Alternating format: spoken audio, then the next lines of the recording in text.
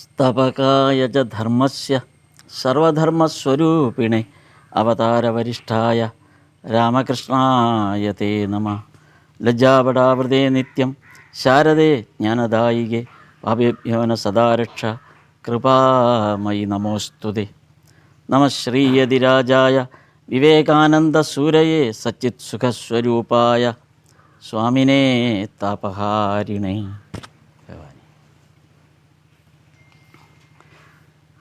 നമ്മൾ കഴിഞ്ഞ 2 തവണയായിട്ട് ഒന്ന് നാമബീജത്തെക്കുറിച്ചാണ് ആദ്യം പറഞ്ഞത്.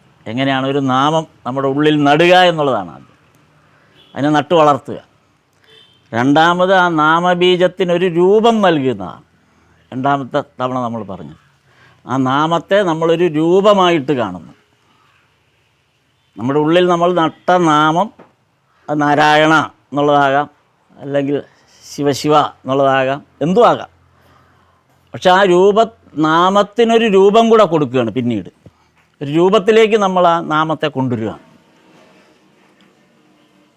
മൂന്നാമത്തെ ഘട്ടം എന്ന് പറയുന്നത് ഈ രൂപം ആയിക്കഴിഞ്ഞാൽ പിന്നെ ആ സാക്ഷാത്കാരത്തിലേക്ക് നമുക്കെങ്ങനെ പോകാം. അപ്പം നാമം നമ്മുടെ ഉള്ളിൽ വളർന്നു. രണ്ടാമത് അതൊരു രൂപമായി നമ്മൾ സങ്കല്പിച്ചു. ഇനി വേണ്ടത് ആ രൂപത്തിനപ്പുറത്തേക്ക് നമ്മൾ ഈശ്വര സാക്ഷാത്കാരത്തിലേക്ക് എങ്ങനെ പോകാം. അതാണ് നമ്മൾ ഇന്നത്തെ ദിവസം നമുക്ക് അതിനേക്കൊന്ന് നോക്കാം. അപ്പോൾ ഈ സാക്ഷാത്കാരത്തിലേക്ക് പോകുന്നതിന് മുമ്പ് നമ്മളൊരു ട്രെയിനിങ് എടുക്കേണ്ടതുണ്ട്. ഏതൊരു പോസ്റ്റിൽ നമ്മൾ ചെല്ലുന്നതിന് മുമ്പ് ഒരു ട്രെയിനിങ് അത്യാവശ്യമാണ്. ഇപ്പോൾ ഇവിടെ സന്യാസം സ്വീകരിക്കുന്നതിന് മുമ്പ് ഒരു ട്രെയിനിങ് പീരീഡുണ്ട്. ഏകദേശം 19 വർഷത്തിലേറെ നീണ്ടു നിൽക്കുന്ന വലിയൊരു ട്രെയിനിങ് പീരീഡ് കഴിഞ്ഞിട്ടേ നമുക്ക് എന്ത് കിട്ടുകയുള്ളൂ? ഈ ദീക്ഷ കിട്ടുകയുള്ളൂ, ഈ കാവി വസ്ത്രം കിട്ടുകയുള്ളൂ. അപ്പോൾ അതൊരു സുദീർഘമായ ട്രെയിനിങ് പ്രോഗ്രാമാണ്. അപ്പോൾ എന്ന് പറഞ്ഞ പോലെ നമ്മൾ ഈശ്വര സാക്ഷാത്കാരത്തിലേക്ക് നാമം ജപിച്ചു, രൂപത്തെ ദർശിച്ചു അല്ലെങ്കിൽ സങ്കല്പിച്ചു. ഇനി സാക്ഷാത്കാരം എന്ന് പറയുമ്പോഴേക്കും നമ്മളൊരു ദീർഘമായ ട്രെയിനിങ് പ്രോഗ്രാമിലൂടെ പോയേ പറ്റൂ. കാരണം ആ സാക്ഷാത്കാരത്തിലെത്തിയാൽ പിന്നെ പിന്നോട്ട് വരാൻ പറ്റില്ല. നാമം ജപിക്കുന്ന ഏത് സമയത്ത് വേണമെങ്കിൽ നമുക്ക് നാമം നിർത്താം. ഇന്ന് മുതൽ നമ്മൾ അങ്ങനെയാണല്ലോ, ഞാൻ ഇന്ന് മുതൽ രാവിലെ സഹസ്രനാമം ചൊല്ലിക്കളയാം. കഷ്ടിച്ച് ഒരാഴ്ചയോ 2 ആഴ്ച കഴിഞ്ഞോട് പിന്നെ അതിന് സമയം കിട്ടിയില്ല, അല്ലെങ്കിൽ രാവിലെ പല തിരക്കായിപ്പോയി, അല്ലെങ്കിൽ നമ്മൾ മറ്റെന്തെങ്കിലും. അപ്പോൾ എല്ലാം നമ്മൾ അനുഷ്ഠിക്കപ്പെടുന്ന എല്ലാം നമ്മൾ കണ്ടിന്യൂ എന്നുള്ള നിർബന്ധമൊന്നുമില്ല. എന്നാൽ അത് ചെയ്യുന്നവരും ഉണ്ട്, ഇല്ലാത്തവരില്ലെന്നല്ല. അപ്പോൾ ഇന്ന് രാവിലെ മുതൽ ക്ഷേത്ര ദർശനം ആയേക്കാം. കൃത്യം 5 മണിക്ക് കൃത്യമായി ഞാൻ ക്ഷേത്രത്തിൽ പോകും. 2 മഴ വരുമ്പോൾ ഇന്ന് മഴയാണ്, ഇന്ന് പോകണ്ട, അല്ലെങ്കിൽ വേറെ എന്തെങ്കിലും വന്നാൽ മാറി, അല്ലെങ്കിൽ കല്യാണമാണ് മാറി, ചുരുക്കം മാറി അങ്ങ് പോയി. അപ്പോൾ അതൊരു ഇന്ന് രാവിലെ ഇവിടെ വന്നപ്പം നമ്മുടെ 3 അമ്മമാർ ഇവിടെ ഇരിപ്പുണ്ടായിരുന്നു. അപ്പോൾ അമ്മമാർ പറഞ്ഞ് ഈ ദിവസം നമ്മൾ ആശ്രമത്തിലേക്ക് വേണ്ടി അങ്ങ് തീരുമാനിച്ചതാണ്. അപ്പോൾ പിന്നെ അതിന് വേറെ പ്രോഗ്രാമൊന്നും ഇല്ല, അതിനെക്കുറിച്ച് ചിന്തിക്കുന്നതേ ഇല്ല വേറെ പ്രോഗ്രാം. പിന്നെ എന്ത് പ്രോഗ്രാം വന്നാലും അതൊക്കെ ക്യാൻസൽ ചെയ്യും. ഇന്ന് അല്ലേ, നമ്മളിന്ന് രാവിലെ അവർ 3 പേരും, അതിരാവിലെ അവർ 3 പേരും ഇവിടെ ഉണ്ടായിരുന്നു. അപ്പം എന്ന് പറഞ്ഞ പോലെയാണ് അതിൻ്റെ ഒരു കണ്ടിന്യൂറ്റിയാണ് പ്രശ്നം. അത് ഈ ട്രെയിനിങ് പ്രോഗ്രാം കഴിയുമ്പോഴേ നമുക്ക് അതിനകത്ത് ഉറച്ചു നിൽക്കാൻ പറ്റും. ഇല്ലെങ്കിൽ ട്രെയിനിങ് ഇല്ലെങ്കിൽ, ഈ പരിശീലനമില്ലെങ്കിൽ നമ്മൾ ഏത് സമയത്ത് വേണമെങ്കിലും തെറ്റിപ്പോകാം. അല്ലെങ്കിൽ നമുക്ക് സംശയങ്ങളുണ്ടായിട്ട് പിന്നെ നമ്മൾ ആ വിശ്വാസം തന്നെ നഷ്ടപ്പെട്ടു പോയേക്കാം. അങ്ങനെയും സംഭവിക്കുകയല്ല. അപ്പോൾ അതാണ് ഇവിടെ ഒരു ട്രെയിനിങ് പ്രോഗ്രാം എന്ന് പറയുന്നത്. ഈ ട്രെയിനിങ് പ്രോഗ്രാം എന്ന് പറയുന്നത് ഈശ്വര സാക്ഷാത്കാരത്തിന് മുമ്പ് നമുക്ക് നമ്മുടെ ഒരു ജന്മസാക്ഷാത്കാരം കൂടെ കാണാണ്ടിരിക്കും. നമ്മളൊരു ജന്മസാക്ഷാത്കാരമുണ്ട് ഇല്ല. ഇപ്പം ഞാനായി ജനിക്കുകയും ഞാനായി വളർന്നു വന്ന് ഞാനായി ഒരു ഘട്ടത്തിൽ എത്തുന്നത് വരെ, ഇപ്പോൾ സ്വാമി പറഞ്ഞില്ലേ, ചെറുപ്പകാലത്ത് അധ്വാനിച്ചു, കുടുംബത്തിന് വേണ്ടി പ്രയത്നിച്ചു, അല്ലെങ്കിൽ സമൂഹത്തിന് വേണ്ടി പ്രയത്നിച്ചു, പല പല പ്രയത്നങ്ങളിൽ ഏർപ്പെട്ടു. അങ്ങനെ ഒരു അവസാനം എത്തുമ്പോഴേക്കും നമ്മൾ നമ്മുടെ ജന്മസാക്ഷാത്കാരം എന്താണെന്ന് ഇതുവരെ നമ്മൾ തിരിച്ചറിഞ്ഞിട്ടില്ല. കാര്യം നമ്മൾ ഇതിനു മുമ്പ് ജോലി ചെയ്യാൻ പോയത് നമ്മുടെ ഇഷ്ടത്തിനല്ല, നമ്മൾ ആഗ്രഹിച്ച ജോലിയല്ല നമുക്ക് കിട്ടിയത്. ആഗ്രഹിക്കാത്ത ഒരു ജോലി സ്വീകരിക്കേണ്ടി വരുന്നു. അല്ലെങ്കിൽ ആഗ്രഹിക്കാത്ത ഒരു പഠിക്കുന്ന കാലത്താണെങ്കിൽ ഇപ്പോൾ സ്കൂൾ വിദ്യാഭ്യാസം എല്ലാവർക്കും ഒരുപോലെയാണ്. അത് കഴിഞ്ഞൊരു കോളേജ് വിദ്യാഭ്യാസത്തിലേക്ക് പോകുമ്പോൾ നമുക്ക് ഇഷ്ടപ്പെട്ടൊരു വിഷയം ചിലപ്പോൾ കിട്ടണമെന്നില്ല. കാര്യം നമ്മുടെ മാർക്കിൻ്റെ കുറവ് കൊണ്ടോ നമ്മളെക്കാൾ മിടുക്കന്മാർ കൂടുതലുള്ളത് കൊണ്ടോ നമ്മൾ തിരഞ്ഞെടുക്കപ്പെടേണ്ട ആ വിഷയം സയൻസ് സബ്ജക്റ്റ് വേണമെന്നുള്ള ആൾക്ക് സയൻസ് കിട്ടാതെ പോകുന്നു, അല്ലെങ്കിൽ കൊമേഴ്സ് കിട്ടേണ്ടവർക്ക് കിട്ടാതെ പോകുന്നു. അപ്പോൾ പിന്നെ കിട്ടിയത് വെച്ചങ്ങ് മുന്നോട്ട് പോകുന്നു. അപ്പോൾ അവിടെ ഒരു തുടങ്ങുകയായി. നമ്മുടെ ആ ജന്മസാക്ഷാത്കാരത്തെക്കുറിച്ചുള്ള നമ്മുടെ കോൺസെപ്റ്റ് അവിടെ മുതൽ തെറ്റി. കാര്യം നമ്മുടെ ഇഷ്ടം അവിടെ മാറി.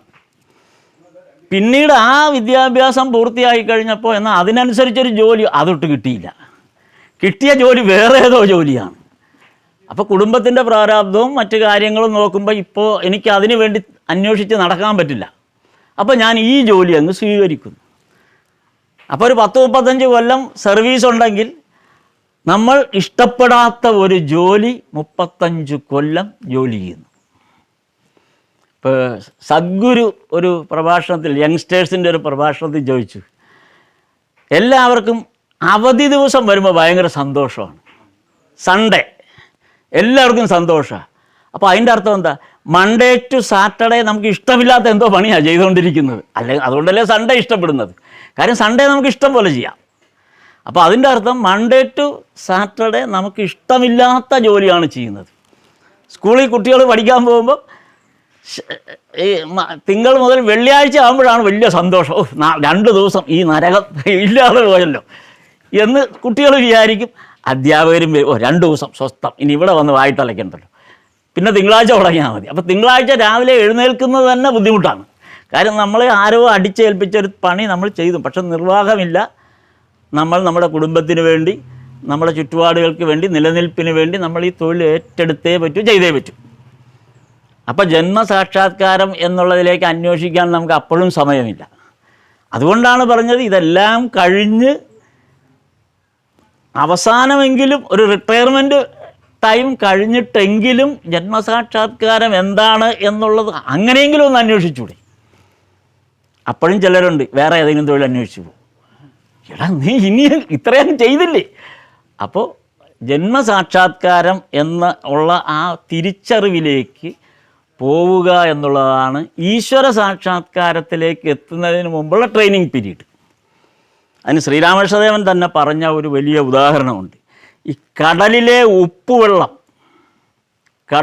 ഉപ്പുവെള്ളം ആഗിരണം ചെയ്യപ്പെട്ട് മേഘങ്ങളിലേക്ക് എത്തുന്നു. ഈ മേഘങ്ങളിലെ ജലം പിന്നീട് മഴയായി തിരിച്ച് ഭൂമിയിലേക്ക് തന്നെ വരുന്നു. അത് ഭൂമിയിൽ പടർന്നതിന് ശേഷം ജലാശയങ്ങളിലോ അല്ലെങ്കിൽ കിണറുകളിലോ ഒക്കെ അത് വന്ന് നിറയുന്നു. പിന്നെ അത് ശുദ്ധവെള്ളമാണ്.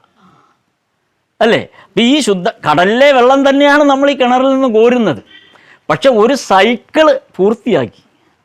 അപ്പോൾ ആ ജലത്തിൻ്റെ പൂർണ്ണമായ ഒരു സൈക്കിള് പൂർത്തിയാക്കി ഉപ്പുവെള്ളത്തിൽ നിന്ന് ശുദ്ധജലത്തിലേക്കുള്ള അതിൻ്റെ ഒരു പരിണാമമുണ്ട്.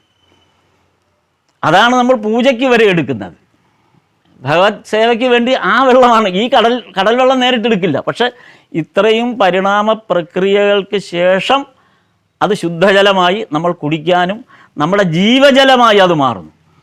കടൽ ഒരിക്കലും ജീവജലമല്ല, പക്ഷേ ഇത് നമുക്ക് ജീവജലമാകും.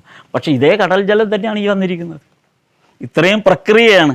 അപ്പോൾ ഈ ഒരു പ്രക്രിയയാണ് ഈ ശുദ്ധജലമാകുന്നത് വരെയുള്ള പ്രക്രിയയാണ് നമ്മുടെ ജീവിതത്തിലെ ഈ സഞ്ചാരം. അത് കഴിയുമ്പോൾ നമ്മൾ ശുദ്ധജലമായി മാറണം, അല്ലെങ്കിൽ ആ ജലത്തിന് വന്ന മാറ്റം നമ്മിലും വരണം. പിന്നെ നമ്മൾ ഈ അഴുക്കിലും പൊടിയിലൊന്നും ചെന്ന് പെടരുത്. ഇതുവരെ നമ്മൾ അങ്ങനെ ആയിരുന്നു. കാര്യം അങ്ങനെ ആകാൻ പറ്റൂ. അത്രയും പരിണാമ പ്രക്രിയ നമ്മുടെ ജീവിതത്തിൽ ഉണ്ടായേ പറ്റൂ, തടയാൻ പറ്റില്ലത്. അപ്പോൾ അന്നേരമുള്ള ഈ മാലിന്യങ്ങളിലൂടെ എല്ലാം കടന്നു വന്ന ഈ മാറ്റങ്ങളെല്ലാം നമ്മൾ ഉൾക്കൊണ്ടുകൊണ്ട് അവസാനമെങ്കിലും ഒരു ശുദ്ധജലത്തിൻ്റെ രൂപത്തിലേക്ക് നമ്മൾ പരിണാമപ്പെടണം. അതെപ്പോൾ പരിണാമപ്പെടണം എന്നുള്ളത് നമ്മളാണ് തീരുമാനിക്കുന്നത്. ചിലർ 58 വയസ്സിൽ പെൻഷൻ പറ്റുമ്പോൾ ഉടനെ തീരുമാനിക്കപ്പെടാം, ഒരു 2 വർഷത്തും കൊണ്ട് അങ്ങ് തീരുമാനം ഉറപ്പാക്കാം. ചിലർ പിന്നെയും പ്രാരാബ്ധ കർമ്മങ്ങൾ കിടക്കുന്നതുകൊണ്ട് തീരാതെ കിടക്കും. ചിലർ മരണം വരെ പ്രാരാബ്ധം തീരാതെ കിടക്കും. എവിടെ വെച്ചാണ് ശുദ്ധജലം ആയി മാറേണ്ടതെന്ന് തീരുമാനിക്കാൻ വേറെ ആർക്കും അവകാശമില്ല, നമുക്കേ പറ്റൂ. അങ്ങനെ സ്വയം ശുദ്ധജല രൂപത്തിലേക്ക് നമ്മൾ കൺവെർട്ട് ചെയ്യപ്പെട്ടാൽ മാത്രമേ ഈശ്വര സന്നിധാനത്തിലേക്ക് നമുക്ക് പോകാൻ പറ്റൂ. അല്ലെങ്കിൽ അത് മനസ്സിലാവും. നമുക്ക് എന്തെങ്കിലും പറഞ്ഞാലൊന്ന് മനസ്സിലാവണ്ടേ? ഈശ്വരൻ എന്ന് പറയുമ്പോൾ നമുക്ക് എന്താണ് എന്നുള്ളതെങ്കിലും ഒന്ന് മനസ്സിലാവണ്ടേ? അത് മനസ്സിലാകണമെങ്കിൽ ഈ ഒരു വലിയ പരിണാമ പ്രക്രിയ നടന്നേ പറ്റൂ. അപ്പം അതാണ് ഈശ്വര സാക്ഷാത്കാരത്തിന് മുമ്പുള്ള ജന്മസാക്ഷാത്കാരം എന്ന് പറയുന്ന ഒരു ട്രെയിനിങ് പീരീഡ് എന്ന് പറയുന്ന അതാണ് ഈശ്വരനെ അറിയുക എന്നുള്ളത്. അതിനാണ് നമ്മൾ ഈ സത്സംഗങ്ങൾ ഉപയോഗിക്കുന്നത്. ഇത്തരം സത്സംഗങ്ങളിൽ പോയി നമ്മൾ പല ആളുകളിൽ നിന്ന് കേൾക്കുന്നു, സ്വാമിമാരിൽ നിന്ന് കേൾക്കുന്നു, ആചാര്യന്മാരിൽ നിന്ന് കേൾക്കുന്നു, അങ്ങനെ പലരിൽ നിന്ന് കേൾക്കുന്നു.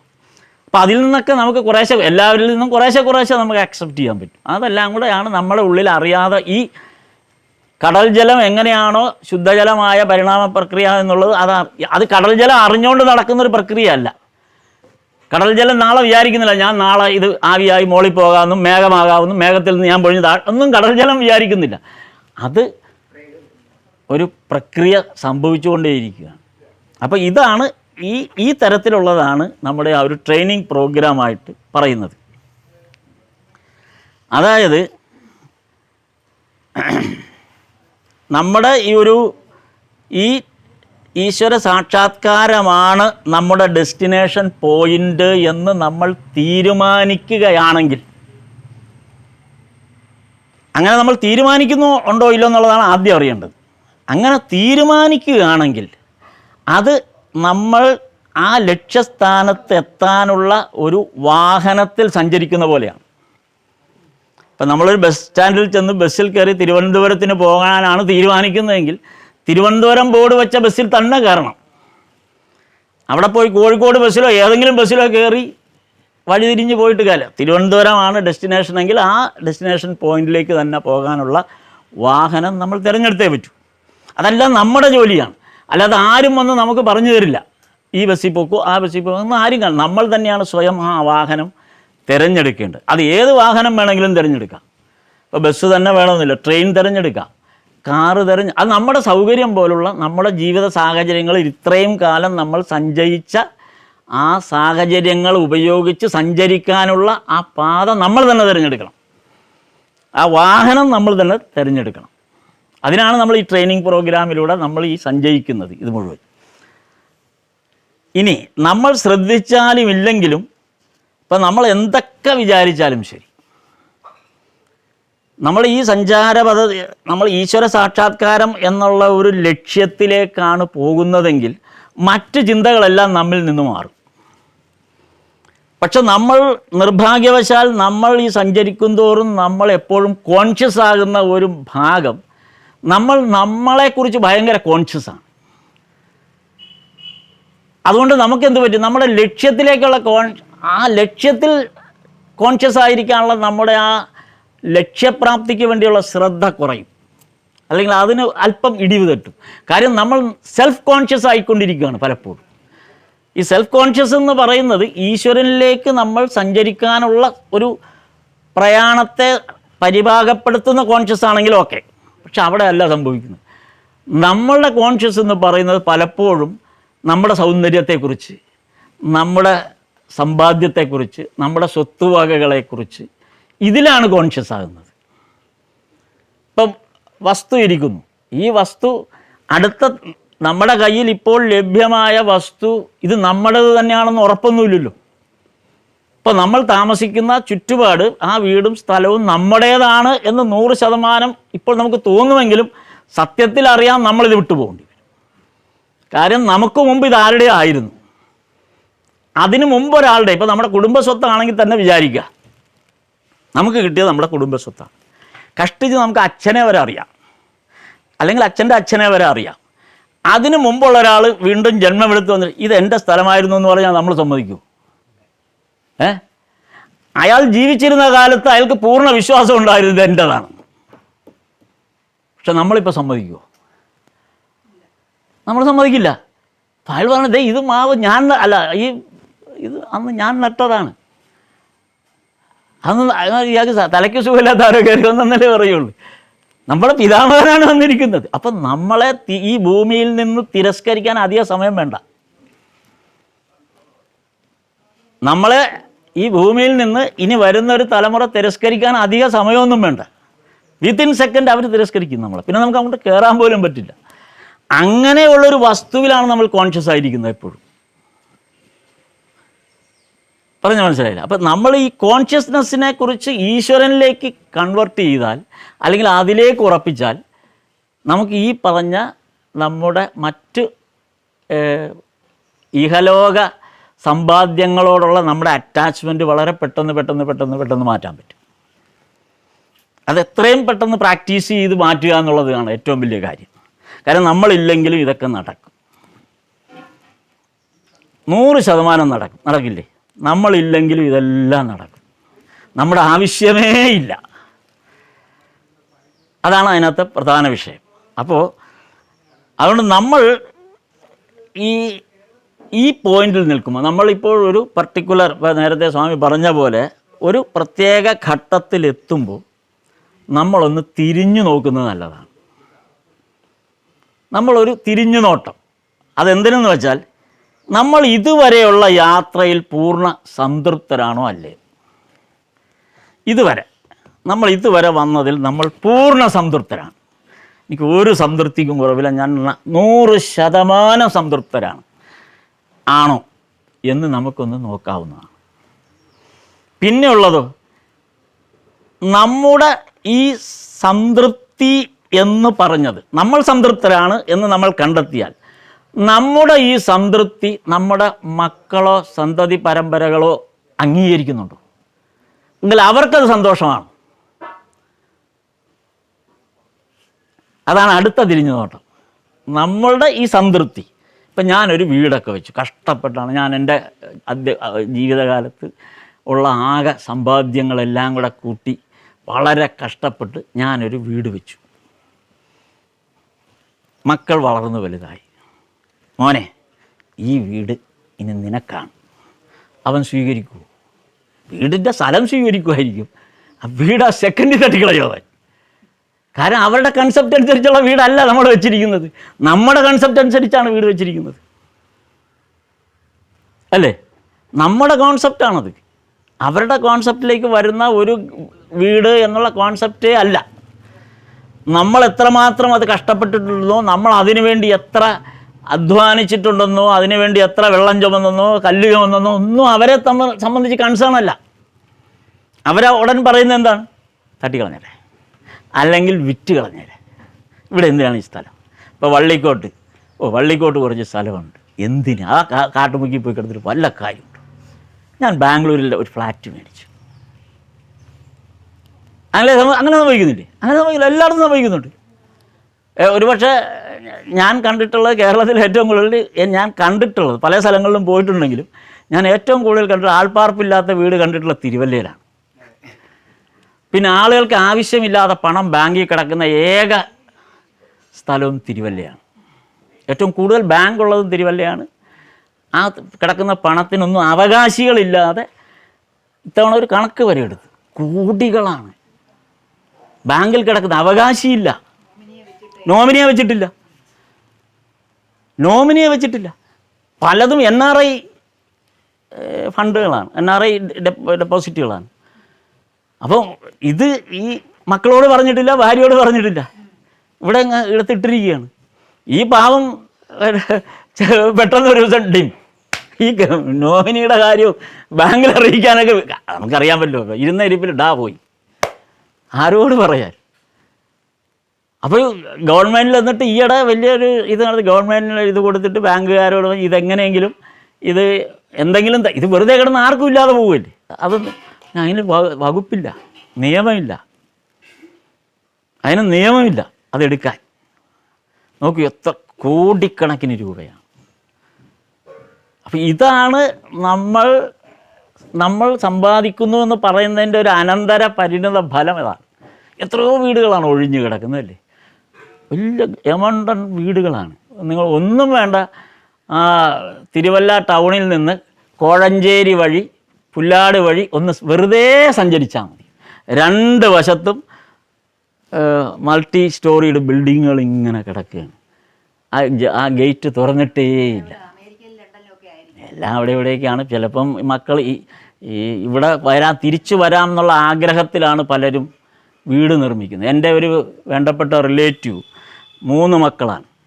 അപ്പോൾ 3 മക്കളോട് അച്ഛൻ പറഞ്ഞ ഒരു വാക്ക്, ഞാൻ നിങ്ങളെ നല്ല പോലെ പഠിപ്പിക്കും, പക്ഷേ അദ്ദേഹം വലിയൊരു ഗാന്ധിയൻ കൂടിയാണ്, പക്ഷേ നിങ്ങൾ ഈ പഠനം കഴിഞ്ഞാൽ ഇന്ത്യക്ക് വേണ്ടി നിങ്ങൾ വിനിയോഗിക്കണം നിങ്ങളുടെ വിദ്യാഭ്യാസം. ആ മക്കൾ 3 പേരും എഗ്രി. അതുപോലെ ട്രെയിൻ ചെയ്ത മക്കളെ പഠിപ്പിച്ചത്. അങ്ങനെ 3 പേരും ഉന്നതമായ എൻജിനീയറിങ്ങിലുമൊക്കെ വളരെ IIT-യിലുമൊക്കെ പഠിച്ച് വലിയ ഉന്നതമായ അവസ്ഥയിൽ 3 പേരും വിദ്യാഭ്യാസ യോഗ്യത നേടി ഇന്ത്യയിൽ തന്നെ 3 വമ്പൻ കമ്പനികളിലും മറ്റേ ബോംബെ പോർട്ടിലുമൊക്കെ ആയിട്ട് ജോലിയിൽ പ്രവേശിച്ചു. നല്ല ശമ്പളം എല്ലാം ഉണ്ട്. വളരെ പെട്ടെന്ന് കുറച്ച് കാലം കൊണ്ട് അവരെല്ലാം ഈ ജോലി ഉപേക്ഷിച്ച് ഈ 3 പേരും വിദേശത്തേക്ക് പോയി. അത് പല കാരണങ്ങൾ കൊണ്ടാണ്. പിന്നെ അച്ഛന് അവരുടെ ഒരു ഇത് വന്നപ്പോഴേക്കും അവരങ്ങ് വെളിപ്പോയി. അച്ഛനോടിത് പറയാനുള്ള സാഹചര്യം ഉണ്ടായി. പക്ഷേ ഈ അച്ഛൻ വിചാരിച്ചത്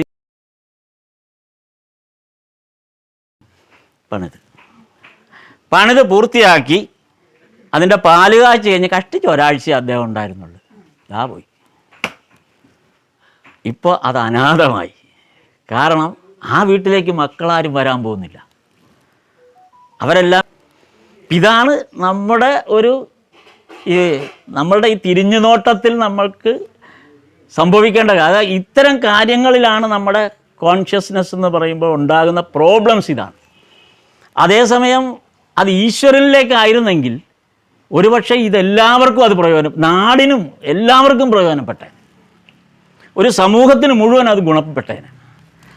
ഈശ്വരനിലേക്കാണ് ആ കോൺഷ്യസ്നെസ് ഫോക്കസ് ചെയ്തിരുന്നെങ്കിൽ ഒരുപക്ഷെ ഒരു നാട് അങ്ങേർക്ക് തന്നെ അത് വലിയ, മറ്റാരുമില്ലെങ്കിലും ഒരുപാട് പേരുണ്ടായേനെ. അങ്ങനെയുള്ള എത്രയോ പേരുണ്ട്. ആരുമില്ലെങ്കിലും ഏറ്റെടുക്കാവുന്ന, സമൂഹം മുഴുവൻ ഏറ്റെടുക്കുന്ന എത്രയോ പേരുണ്ടായിട്ടുണ്ട്. അപ്പം അങ്ങനെ അതാണ് ഈശ്വരനിലേക്കുള്ളൊരു യാത്രയുടെ ട്രെയിനിങ് പ്രോഗ്രാം എന്ന് പറയുന്നത്. അപ്പോൾ ഞാനിത് പറഞ്ഞു വരാൻ കാരണം എങ്ങനെയാണ് ഈ ട്രെയിനിങ് പ്രോഗ്രാം സമയത്ത് ഈശ്വരനിലേക്ക് മനസ്സുറപ്പിക്കുക എന്നുള്ളതിൻ്റെ ഒരു പരിശീലനം എങ്ങനെ വേണം എന്നുള്ളത്, അത് നമുക്ക് പലർക്കും സംശയമാണ്. എങ്ങനെ വേണം എന്നുള്ളത്, എങ്ങനെയാണ് ഈശ്വരനിലേക്ക് നമ്മൾ മനസ്സുറപ്പിക്കുന്നത്, മറ്റെല്ലാത്തിൽ നിന്നും മാറി ഈശ്വരനിലേക്ക് മനസ്സുറപ്പിക്കുന്നത് എങ്ങനെ എന്നുള്ളതിനെക്കുറിച്ച് നമുക്ക് പല സംശയങ്ങളും വരാം.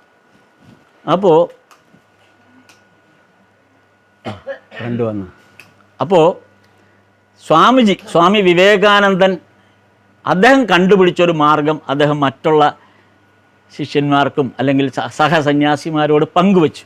ഞാൻ എങ്ങനെയാണ്, അദ്ദേഹത്തിൻ്റെ ഈശ്വരരൂപം എന്ന് പറയുന്നത് ശ്രീരാമകൃഷ്ണദേവനാണ്.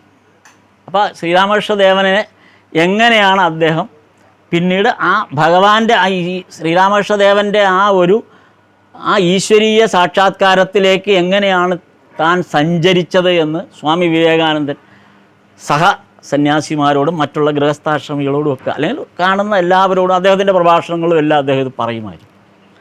ഓർക്കണം, മറ്റ് ഉണ്ടായിരുന്നവരെ പോലല്ല സ്വാമിജിയുടെ ജീവിതം എന്നുള്ളത് വളരെ വ്യത്യസ്തമായിരുന്നു. കാരണം അതിസമ്പന്നമായൊരു കുടുംബത്തിൽ ജനിക്കുക, കൽക്കട്ടയിലെ ഏറ്റവും സമ്പന്ന കുടുംബത്തിൽ ജനിക്കുക, അതിസമ്പന്നതയുടെ ഇതിലിരിക്കുമ്പോൾ തന്നെ ഇതെല്ലാം നഷ്ടപ്പെടുക. അച്ഛൻ മരിക്കുന്നു, ഒരുപാട് കടം വന്ന് കയറുന്നു,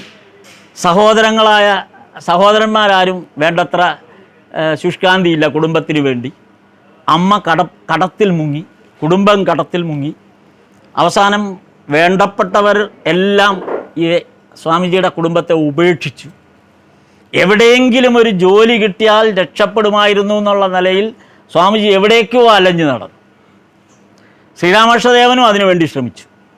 നരേന്ദ്രനൊരു ജോലി കിട്ടിയിരുന്നെങ്കിൽ നന്നായിരുന്നു, അവൻ്റെ കുടുംബം നോക്കേണ്ട സാഹചര്യമുണ്ട് എന്നും പറഞ്ഞ് പലയിടത്തും അന്ന് ശ്രീരാമകൃഷ്ണദേവൻ അതുപോലുള്ള സ്വാധീനമുണ്ട് കൽക്കട്ടയിൽ, പലരോടും ആവശ്യപ്പെട്ടിരുന്നു. പല ജോലിയും വേണമെങ്കിൽ സ്വാമിജിക്ക് ലഭിക്കുമായിരുന്നു.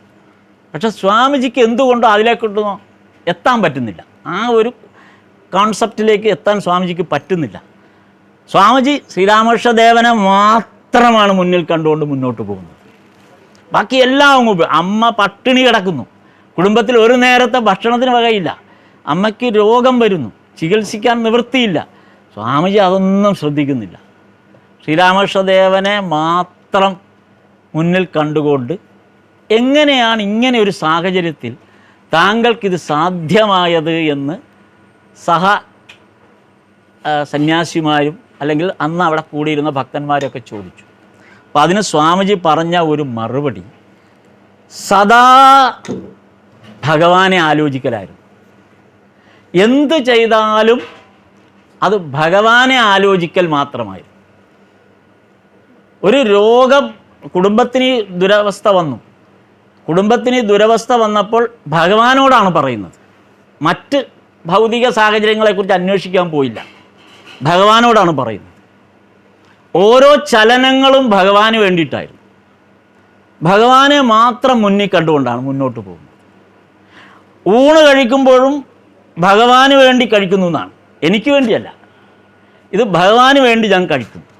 കാര്യം എൻ്റെ ഈ ശരീരം നിലനിൽക്കേണ്ടത് ശ്രീരാമകൃഷ്ണദേവൻ്റെ ആവശ്യം, ആ ഭഗവാന്റെ മെസ്സേജ് എത്തിക്കേണ്ടതിൻ്റെ ആവശ്യമാണ്. അതിനാണ് ഈ ശരീരം. അപ്പോൾ ഭക്ഷണം കഴിക്കുമ്പോൾ, ഉണ്ണുമ്പോൾ, ഉറങ്ങുമ്പോൾ, മുഴുവനും ലക്ഷ്യം ഭഗവാന് വേണ്ടി എന്നുള്ളതായി. അപ്പോൾ ബാക്കിയെല്ലാം വിട്ടുപോയി മനസ്സിൽ നിന്ന്. പുറമേ നിന്ന് നോക്കുന്ന ഒരാൾക്ക് തോന്നുമായിരുന്നു സ്വാമിജിയുടെ നരേന്ദ്രൻ്റെ കുടുംബത്തിന് എന്ത് സംഭവിക്കുന്നു എന്നുള്ളത്. പക്ഷെ ആലോചിച്ച് നോക്കും, സദാസമയം ഇത് മാത്രം ആലോചിച്ച് നടന്ന നരേന്ദ്രനെ സംബന്ധിച്ചിടത്തോളം, അല്ലെങ്കിൽ സ്വാമിജിയായ വിവേകാനന്ദൻ എന്നുള്ള പേര് സ്വീകരിച്ച് പരിവ്രാജകനായി നടന്ന കാലത്ത് പോലും ഖേത്രി മഹാരാജാവിനെ പോലുള്ള നൂറുകണക്കിന് ആളുകളാണ് ഭഗവാന്റെ കുടുംബത്തിലേക്ക് അവരുടെ ചെല്ലിനും ചെലവിനും വേണ്ടി പണം എത്തിച്ചുകൊണ്ടിരുന്നത്. അത് സ്വാമിജി പറഞ്ഞിട്ടൊന്നുമല്ല. സ്വാമിജിയുടെ മുഴുവൻ കാര്യങ്ങൾക്കും അതിൻ്റെ ആ ഭൗതികമായ ആവശ്യങ്ങൾ പോലും സ്വാമിജി അറിഞ്ഞുകൊണ്ടല്ല, ഭൗതികമായ എല്ലാ ആവശ്യങ്ങൾക്കും ആ കുടുംബത്തിന് വേണ്ടത് എത്രയോ ഭക്തന്മാരാണ് എത്തിച്ചുകൊണ്ടിരുന്നത്. അതിൽ ഏറ്റവും പ്രധാനി ഖേത്രി രാജാവാണെന്ന് മാത്രം. എത്രയോ പേരവിടെ എത്തിച്ചുകൊണ്ടിരുന്നു. സ്വാമി ഇതൊന്നും സ്വാമിജി ഇങ്ങനെ ഭഗവാനെ മാത്രം ആലോചിച്ചുകൊണ്ട് ഇങ്ങനെ നടക്കുക. അപ്പോൾ ഭഗവാനെ ആലോചിച്ചുകൊണ്ട് നടക്കുമ്പോൾ ബാക്കി ഈ ചരാചരം മുഴുവനും ആ ഭഗവത് ചിന്തയിൽ നടക്കുന്ന ആളുടെ എല്ലാ ഭൗതികവും ആത്മീയവുമായ ആവശ്യങ്ങൾക്ക് എത്തിച്ചേരുമെന്നുള്ളതാണ്. അതായിരുന്നു അതിൻ്റെ വ്യത്യാസം. അപ്പോൾ ഇതായിരുന്നു സ്വാമിജി കൊടുത്ത ഒരു ട്രെയിനിങ് എന്ന് പറയും. ഇത് വളരെ എല്ലാവരും അത്രത്തോളം ഗാഢമായി സംഭവിച്ചില്ലെങ്കിൽ പോലും നമ്മുടെ ഓരോ ചലനങ്ങളും ഈശ്വരന് വേണ്ടിയെന്ന് ഇനിയെങ്കിലും ചിന്തിക്കാനുള്ള സമയം നമുക്ക് ധാരാളമുണ്ട്. ഇനിയും നമുക്ക് ഇഷ്ടംപോലെ സമയമുണ്ട്. നമുക്കൊരു രോഗപീഠയെക്കുറിച്ചുള്ള അത് വരുന്നുണ്ട്, ഭഗവാൻ തന്നെ, ശ്രീകൃഷ്ണൻ തന്നെ അത് പറയുന്നുണ്ട് ഗീതയിൽ. അപ്പോൾ ഇനിയിപ്പോൾ നമുക്ക് ആ തരത്തിൽ മുന്നോട്ട് പോകാൻ ഈശ്വര ചിന്തയ്ക്ക് വേണ്ടി സമയം ചെലവഴിക്കുക എന്നുള്ള ഒരു കാര്യത്തിലേക്ക് പോകാമെന്നുള്ള ഒരു വലിയ മെസ്സേജ് സ്വാമിജി പറഞ്ഞപ്പോൾ ഇതിന് ശ്രീരാമകൃഷ്ണദേവൻ മറ്റുള്ളവരോട് പറഞ്ഞത് അത് അവൻ ധ്യാനസിദ്ധനാണ്. ആ വാക്കാണ് ശ്രീരാമകൃഷ്ണദേവൻ ഉപയോഗിച്ചത്. നരേന്ദ്രൻ ധ്യാനസിദ്ധനാണ്. അത് ഒരുപക്ഷെ നിങ്ങൾക്ക് സാധിച്ചെന്ന് വരില്ല, അത് നിങ്ങൾക്ക് സാധ്യമായി എന്ന് വരില്ല എന്ന് ശ്രീരാമകൃഷ്ണദേവൻ തന്നെ എല്ലാവരോടുമായിട്ട് പറഞ്ഞു. അതുകൊണ്ട് അത് അനുകരിക്കുന്നത് അല്പം ബുദ്ധിമുട്ടുള്ള കാര്യമാണ്. അപ്പോൾ ശ്രീരാമകൃഷ്ണദേവൻ്റെ ഒരു ടീച്ചിങ് ഇങ്ങനെയാണ്. അതിര് കടന്ന ഒന്നും തന്നെ ശ്രീരാമകൃഷ്ണദേവൻ ആരിലും അടിച്ചേൽപ്പിക്കുന്നൊന്നുമില്ല. ഓരോരുത്തരെ കാണുമ്പോൾ അവരവർക്ക് അനുസരിച്ചുള്ള ട്രെയിനിങ് ആണ് ഭഗവാൻ കൊടുക്കുന്നത്. നിനക്ക് ഇത്രയും പറ്റും, നിനക്ക് ഇത്രയും പറ്റില്ല, നിനക്ക് ഇത് പറ്റും, അങ്ങനെ ഓരോരുത്തർക്കും വേണ്ടിയിട്ടുള്ളതാണ് കൊടുക്കുന്നത്. ഇപ്പോൾ മാസ്റ്റർ മഹാശയനെ സംബന്ധിച്ച് മാസ്റ്റർ മഹാശയന് വേണമെങ്കിൽ സന്യാസം സ്വീകരിക്കാമായിരുന്നു. മഹേന്ദ്രനാഥ ഗുപ്തയ്ക്ക് വേണമെങ്കിൽ സന്യാസം സ്വീകരിക്കാമായിരുന്നു, ആഗ്രഹവും ഉണ്ടായിരുന്നു. പക്ഷെ അനുവദിച്ചില്ല. നീ അതിനുള്ള ആളല്ല. അതുകൊണ്ട് അപ്പോൾ ഓരോരുത്തരെയും എന്ത് വേണമെന്ന് ഈശ്വരനറിയാം. പക്ഷെ നമ്മൾ ഈശ്വരനെ ഫോക്കസ് ചെയ്താണ് നമ്മൾ ഇരിക്കുന്നതെങ്കിൽ നമ്മുടെ ആവശ്യം ഈശ്വരനറിയാം. നമ്മളെ ആവശ്യം വ്യാകുലപ്പെട്ടുകൊണ്ടിരിക്കണ്ട. അയ്യോ ഇപ്പം ഞാൻ ഇന്നിപ്പോൾ അവിടെ ചെന്നില്ലെങ്കിൽ ആ കാര്യം എന്താ, അത് നമ്മൾ വ്യാകുലപ്പെടണ്ട. നമ്മൾ ഫോക്കസ് ചെയ്യുന്നത് ഈശ്വരനിലാണെങ്കിൽ അത് ഈശ്വരൻ്റെ കർമ്മമായി മാറുകയാണ്, അല്ലെങ്കിൽ ഈശ്വരൻ ആ കർമ്മം ഏറ്റെടുക്കുകയാണ് ചെയ്യുന്നത്. അതാണ് ശ്രീരാമകൃഷ്ണദേവൻ ഇവിടെ അത് പറഞ്ഞത്. അതിന് ഏറ്റവും രസകരമായൊരു കാര്യം, ഈ ചന്ദ്രൻ ഗിരിജൻ എന്ന് പറയുന്ന 2 വ്യക്തികൾ ദക്ഷിണേശ്വരത്ത് ശ്രീരാമകൃഷ്ണദേവൻ്റെ അടുത്ത് വന്നു. ചന്ദ്രനും ഗിരിജനും ഇവർ വലിയ എന്താ പറയുക, ഈ സിദ്ധികളുള്ള ആൾക്കാരാണ്. ഒരുപാട് സിദ്ധികളാണ് ചന്ദ്രനും ഗിരിജനും. അതുപോലെ സാധന അനുഷ്ഠിച്ച് സിദ്ധി നേടിയവരാണ്. ശ്രീരാമകൃഷ്ണദേവൻ്റെ അടുത്ത് വന്നിട്ട് സിദ്ധി നേടിയവരല്ല, അവരല്ലാതെ തന്നെ സിദ്ധി നേടിയവരാണ്. ഇവരെ ശ്രീരാമകൃഷ്ണദേവൻ്റെ അടുത്ത് കൊണ്ടുവരുന്നത് ഭൈരവി ബ്രാഹ്മണിയാണ്. ഭൈരവി ബ്രാഹ്മണി എന്ന് പറയുന്നത് ശ്രീരാമകൃഷ്ണദേവൻ്റെ ഗുരുസ്ഥാനീയരായ, ആദ്യകാലത്ത് ഗുരുസ്ഥാനീയരായവരിൽ ഒരാളാണ്. ശ്രീരാമകൃഷ്ണദേവന് മന്ത്ര ഉപദേശം നൽകുകയും സാധനാക്രമങ്ങൾ ഉപദേശിക്കുകയും ഒരു ഗുരുസ്ഥാനത്തു നിന്നുകൊണ്ട് നൽകാവുന്നതെല്ലാം നൽകിയ ആളാണ് ഭൈരവി ബ്രാഹ്മണി. ഭൈരവി ബ്രാഹ്മണിയെക്കുറിച്ച് പറയുന്നുണ്ട്, കണ്ടാൽ അതിസുന്ദരിയാണ്.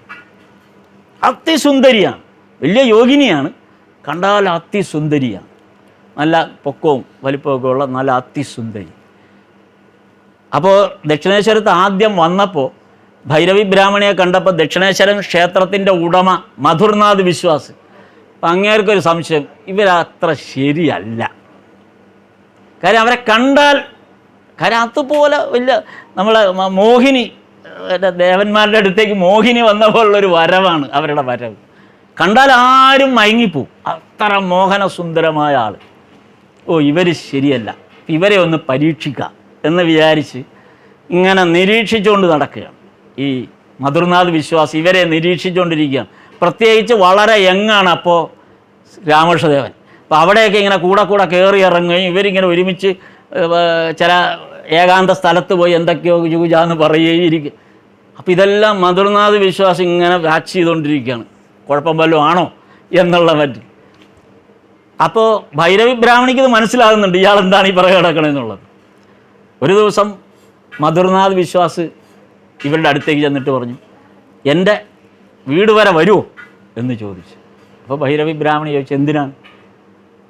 അല്ല, സൗകര്യങ്ങളൊക്കെ ഉണ്ട്, ഇങ്ങനെ ബുദ്ധിമുട്ടുണ്ടോ? അവിടെ അറിയാമല്ലോ, പ്രഭുക്കന്മാരൊക്കെ എത്ര വേണമെങ്കിലും സ്ത്രീകളെ കൂടെ താമസിപ്പിക്കും. അപ്പം ആ ഉദ്ദേശത്താണ്. പെട്ടെന്ന് ഭൈരവി ബ്രാഹ്മണി മധുരൻ്റെ മുഖത്തേക്ക് ഇങ്ങനെ നോക്കി.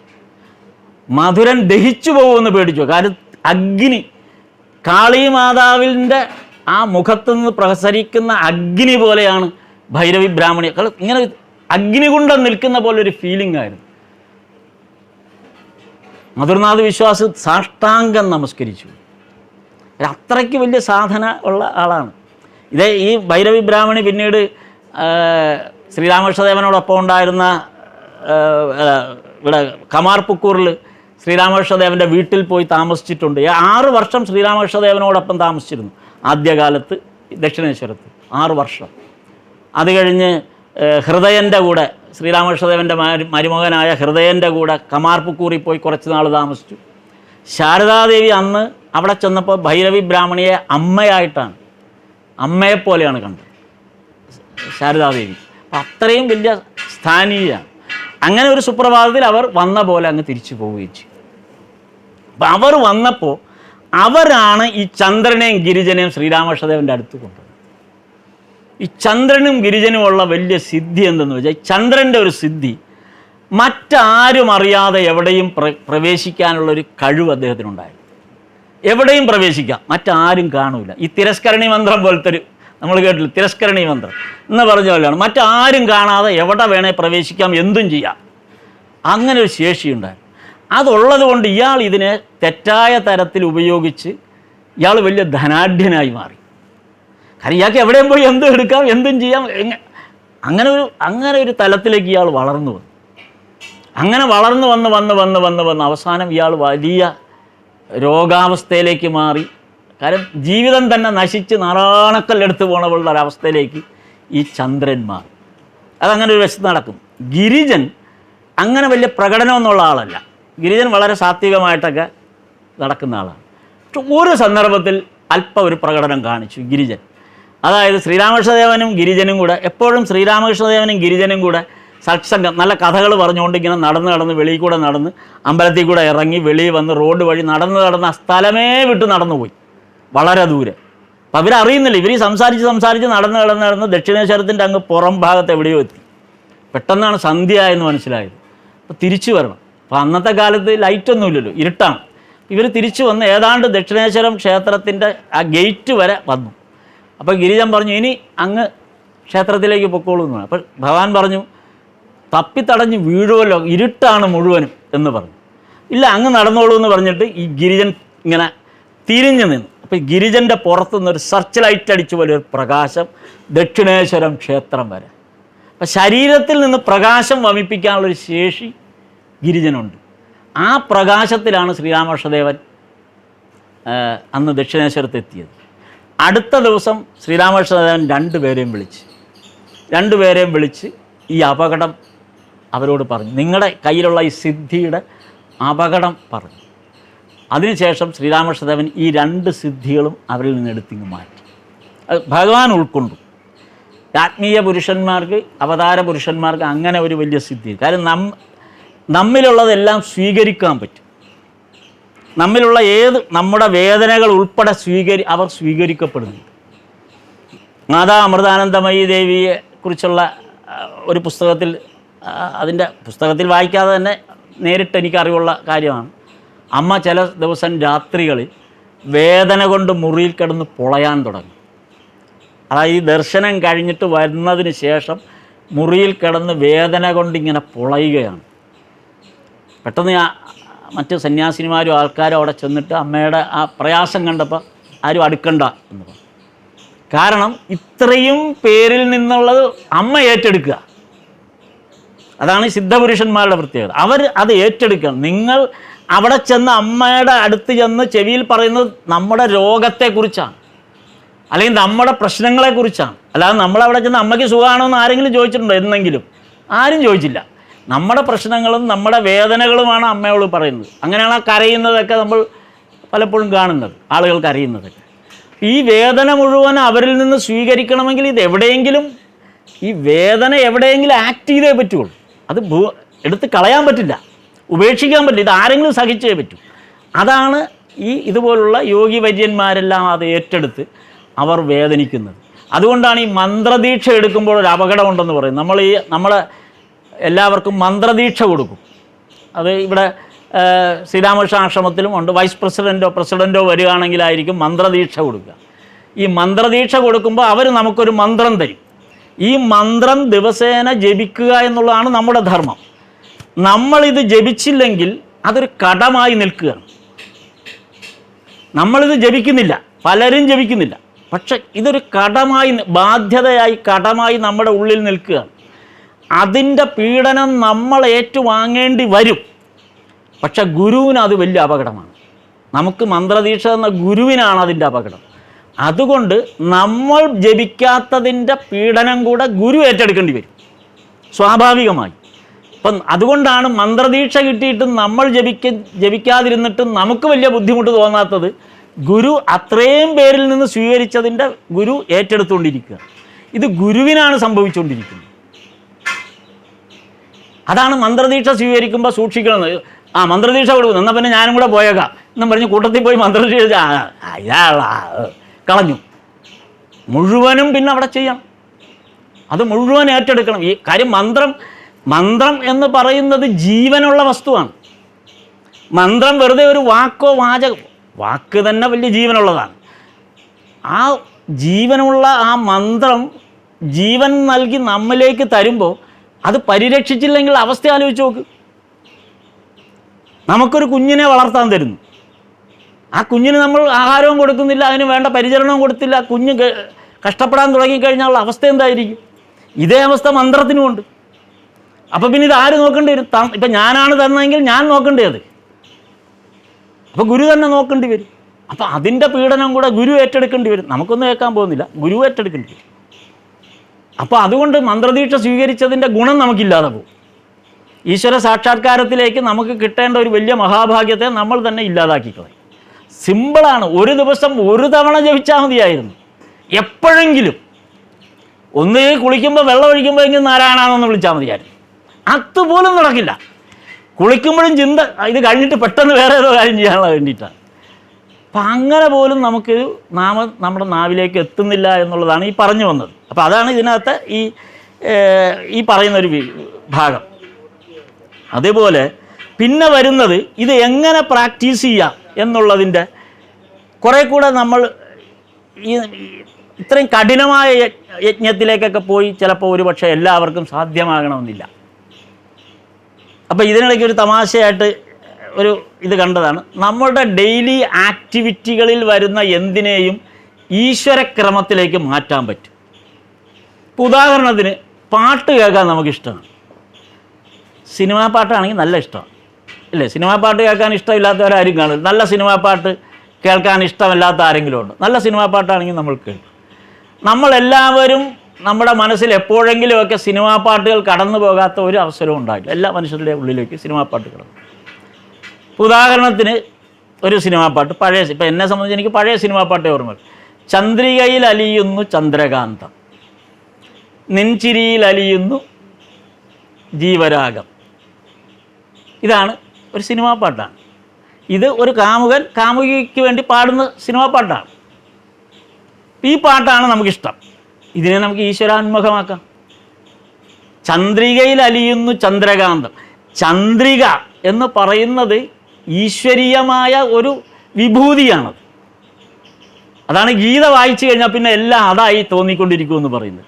അപ്പോൾ ഈശ്വരീയമായ ഭാവത്തിലേക്ക് നമ്മുടെ ഡേ ടു ഡേ എല്ലാ കാര്യങ്ങളെയും നമുക്ക് വേണമെങ്കിൽ കൺവെർട്ട് ചെയ്യാൻ പറ്റും.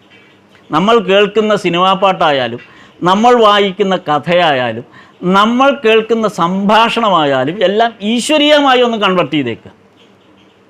ഈശ്വരീയ ഭാവത്തിലേക്കൊന്ന് കൺവെർട്ട് ചെയ്യുക. അത്രയും മതി. അത് തന്നെ വലിയ സാധനയാണ്. അത് മാത്രം ഒരു സാധനയാണ്. പറഞ്ഞു ചോദിച്ചില്ല. ഇപ്പം ഞാൻ ചിലപ്പോൾ ഈ ഭക്ഷണം കഴിക്കുമ്പോൾ പാത്രത്തിൽ നമ്മളെല്ലാം ഊണ് കഴിക്കുമ്പോൾ ഒന്നോ രണ്ടോ വറ്റ് ആ പാത്രത്തിൽ അവശേഷിക്കാൻ സാധ്യതയില്ലേ? ഇല്ലേ? ഒന്നോ രണ്ടോ വറ്റൊക്കെ ഇങ്ങനെ അവശേഷിക്കാം, അല്ലെങ്കിൽ എന്തെങ്കിലും അല്ലാതെ വളരെ അപൂർവമാണ് പ്ലേറ്റ് മിനുക്കി മാറുന്നത്, പലരും അപൂർവമാണ്. എന്നാലും ഒന്നോ രണ്ടോ വറ്റൊക്കെ ഒന്നും. അപ്പോൾ എന്നോട് ഒരു വീട്ടിൽ ചെന്ന് ഞാൻ ഭക്ഷണം കഴിച്ചുകൊണ്ടിരുന്നപ്പോൾ ഇതേപോലെ ഞാൻ ഒരുവിധം ക്ലീനായാണ് കഴിക്കുക. അപ്പോൾ ഒന്നോ രണ്ടോ വറ്റ് ബാക്കി വന്നു. അപ്പോൾ ആ വീട്ടിലെ അമ്മ പറഞ്ഞ് ആ 2 വറ്റൂടെ ഒന്ന് കഴിക്കണം എന്ന് പറഞ്ഞു. അപ്പോൾ ഞാൻ ശരിയെന്ന് പറഞ്ഞു. അപ്പോൾ അമ്മ എന്തിനാണെന്നും കൂടെ പറഞ്ഞു. അതുകൊണ്ടാണ്, അത് പറഞ്ഞതുകൊണ്ടാണ് ഇന്നും ഞാൻ ഇപ്പോഴും ആ ഒരു വറ്റ് ബാക്കി കണ്ടാൽ താഴെ കിടന്നാലും ഞാൻ പതുക്കെ എടുത്തങ്ങ് കഴിക്കും. ആ അമ്മ പറഞ്ഞത് ഈ ഒരു വറ്റ് എൻ്റെ പല്ലിയുടെ ഒരു നേരത്തെ ഭക്ഷണമാണ്. എൻ്റെ പല്ലിയുടെ ഒരു നേരത്തെ ഭക്ഷണമാണ്. അപ്പോഴാണ് ഞാൻ അവിടെ അമ്മ പല്ലിക്ക് ഭക്ഷണം കൊടുക്കുന്നുണ്ട്. അതായത് അമ്മ ഭക്ഷണം കഴിക്കുന്നതിന് മുമ്പ് ചോറ് വാർത്താൽ ആദ്യം കുറച്ച് എടുത്ത് അവിടെ പല്ലി വരുന്ന സ്ഥലം അവിടെ അവിടെ പല്ലിക്ക് കൊടുക്കുന്നു. കുറേ പല്ലികൾ അത് കഴിക്കാൻ വരുന്നുണ്ട്. അത് കൃത്യം മണിയടിച്ച പോലെയാണ്, ക്ലോക്കിൽ നോക്കിയ പോലെയാണ് പല്ലികൾ വന്ന് നിൽക്കണത്. ഇങ്ങനെ റെഡിയായി നിൽക്കുകയാണ് പല്ലികൾ കഴിക്കാൻ. അവർ കൃത്യമായിട്ട് അവർ തൂത്ത് തുടച്ച് ക്ലീനാക്കിയിട്ട് പോകും പല്ലികൾ. ഒരു വറ്റ് പോലും ബാക്കി കാണില്ല. അപ്പം അമ്മ പറയുന്നത് ഇത് ഒരു പല്ലിക്കുള്ള ഒരു നേരത്തെ ഭക്ഷണമാണ് എന്നെന്നോട് പറഞ്ഞു. ഇപ്പോഴും ഒരു വറ്റ് കാണുമ്പോൾ എനിക്കിത് ഓർമ്മ വരും. അയ്യോ, ഇതൊരു പല്ലിയുടെ ഭക്ഷണമാണ്. ഒരു പല്ലിയുടെ ഒരു നേരത്തെ ഭക്ഷണം എന്ന് പറയുമ്പോൾ അതിൻ്റെ ക്വാണ്ടിറ്റി വലുതായി. നമുക്കൊരു വറ്റ്, പക്ഷെ പല്ലിക്ക് അത് ഒരു നേരത്തെ ഭക്ഷണം. അപ്പോൾ ആ വറ്റിനോടുള്ള ബഹുമാനം, അല്ലെങ്കിൽ നമ്മൾ കഴിക്കാതെ മാറ്റിവെക്കുന്ന ഒരു ചെറിയ ഭക്ഷണത്തിൻ്റെ അംശത്തിന് പോലും ഏതോ ഒരു ജീവിയുടെ ജീവകാലം മുഴുവൻ ഉപയോഗിക്കേണ്ട ഭക്ഷണമാണതെന്ന് വരുന്ന ഒരു സങ്കല്പം വരുന്നു. അത് ഇപ്പോഴും ഞാൻ ഓർക്കുന്നുണ്ട്. ഏത് നിമിഷവും ഞാനത് ഓർക്കും. വേറെ ആരുടെയെങ്കിലും ഇതിൽ കിടക്കുമ്പോൾ നിവൃത്തിയില്ല, എനിക്ക് അത് എടുക്കാൻ പറ്റില്ല. പക്ഷെ ഞാൻ അയ്യോ എത്ര പല്ലികളുടെയാണത് എന്ന് അറിയാതെ തോന്നിപ്പോവും. ഇതാ ഞാൻ ഇത് പറഞ്ഞതേ ഉള്ളൂ. അപ്പം നമ്മൾ ഇതൊരു വലിയ, ആ അമ്മ മറ്റൊരു നാമവും ജപിക്കുന്നില്ല, വേണ്ട, ജപിക്കണമെന്നുണ്ട നിർബന്ധമില്ല. ഈ ഒരു പല്ലിയും അമ്മയും തമ്മിലുള്ള റിലേഷൻ പോലും ഈശ്വരീയമാണ്. അത്രയും മതി, അത്രയും മതി. അതിന് വല്ല ബുദ്ധിമുട്ടുണ്ടോ ഇല്ലാതെ? അപ്പം അങ്ങനെയുള്ള എത്രയോ അവസരങ്ങൾ നമുക്ക് ഈശ്വരനുമായിട്ട് ലിങ്ക് ചെയ്യാനുള്ള എത്ര അവസരം നമ്മുടെ ജീവിതത്തിലുണ്ട്. അപ്പോൾ എല്ലാം ഈശ്വരോന്മുഖമാക്കുന്നു എന്നുള്ളതിൻ്റെ ഒരു ഉദാഹരണം ഞാൻ പറഞ്ഞതേ ഉള്ളൂ. അപ്പോൾ ഇത് സമയമായോ പറയണേ, അല്ലെങ്കിൽ ഞാനിത് ഇങ്ങനെ പറഞ്ഞുകൊണ്ടിരിക്കും. പിന്നെ മറ്റൊരു കാര്യം പറയുന്നത്, ഈശ്വരാരാധനയിൽ നമ്മുടെ ഭാവം എന്താണെന്നുള്ളതിന് വലിയൊരു പ്രാധാന്യം. നമ്മൾ ഈശ്വരനെ ആരാധിക്കുമ്പോൾ നമ്മുടെ ഭാവം എന്ത്, അതിന് വലിയ പ്രാധാന്യമുണ്ട്. പലപ്പോഴും നമ്മളത് ആലോചിക്കാറില്ല. ഈശ്വരനെ ജപിക്കുമ്പോൾ, ഈശ്വരനെ കുറിച്ച് ആലോചിക്കുമ്പോൾ, അല്ലെങ്കിൽ ഈശ്വരനെ തൊഴുമ്പോൾ, അല്ലെങ്കിൽ ക്ഷേത്രത്തിൽ പോകുമ്പോൾ, അല്ലെങ്കിൽ ഏത് സന്ദർഭത്തിൽ ഈശ്വരനെ ഈ ഭഗവാനെ എന്ന് വിളിക്കുമ്പോൾ നമ്മുടെ ഭാവം എന്ത് എന്നുള്ളതിന് വലിയൊരു പ്രാധാന്യമുണ്ട്. ബഹുഭൂരിപക്ഷം പേരിലും യാചകൻ്റെ ഭാവമാണ്. മനസ്സിലായോ? എന്താണ് യാചകൻ്റെ ഭാവം? ഒരു യാചകൻ്റെ ഭാവം എന്താണ്? എനിക്ക് എന്തെങ്കിലും തരണേ. യാചകൻ്റെ ഭാവം ബഹുഭൂരിപക്ഷം. അല്ലെങ്കിൽ സ്വാർത്ഥലാഭമാണ്. ഇതാണ് ബഹുഭൂരിപക്ഷം വരുന്നത്. എല്ലാവരിലും എന്ന് പറയുന്നില്ല, ബഹുഭൂരിപക്ഷത്തിലും യാചകഭാവം ഏതാണ്ട് 99% വരും. എവിടെ ചെന്നാലും നമ്മൾ യാചകനാണ്. ഏത് ഈശ്വരൻ്റെ മുമ്പിൽ ചെന്നാലും നിൽക്കണ കണ്ടാൽ അറിയാം. അല്ലേ? ആരെങ്കിലും നമ്മൾ ഈശ്വരനെ കണ്ട ആനന്ദത്തിൽ അങ്ങനെ എന്തെങ്കിലും ഇങ്ങോട്ട് കിട്ടിയാൽ കൊള്ളായിരുന്നു. ഇതാണ് യാചകഭാവം. ഈശ്വരനെ സംബന്ധിച്ച് ഭാവങ്ങളെ കുറിച്ചൊന്നും കൺസേൺ അല്ല. നിനക്ക് യാചകൻ്റെ ഭാവമാണെങ്കിൽ അതിന് തക്കത് തരാം. നിനക്ക് രാജാവിൻ്റെ ഭാവമാണെങ്കിൽ അതിന് തക്കത് തരാം. നിൻ്റെ ഭാവത്തിനനുസരിച്ചേ തരാൻ പറ്റൂ. നമ്മളൊരു സ്ഥാപനത്തിൽ ജോലിക്ക് പോകുമ്പോൾ നമ്മുടെ ആ കഴിവിനനുസരിച്ചല്ലേ ആ സ്ഥാപനം നമുക്ക് ജോലി തരുന്നത്.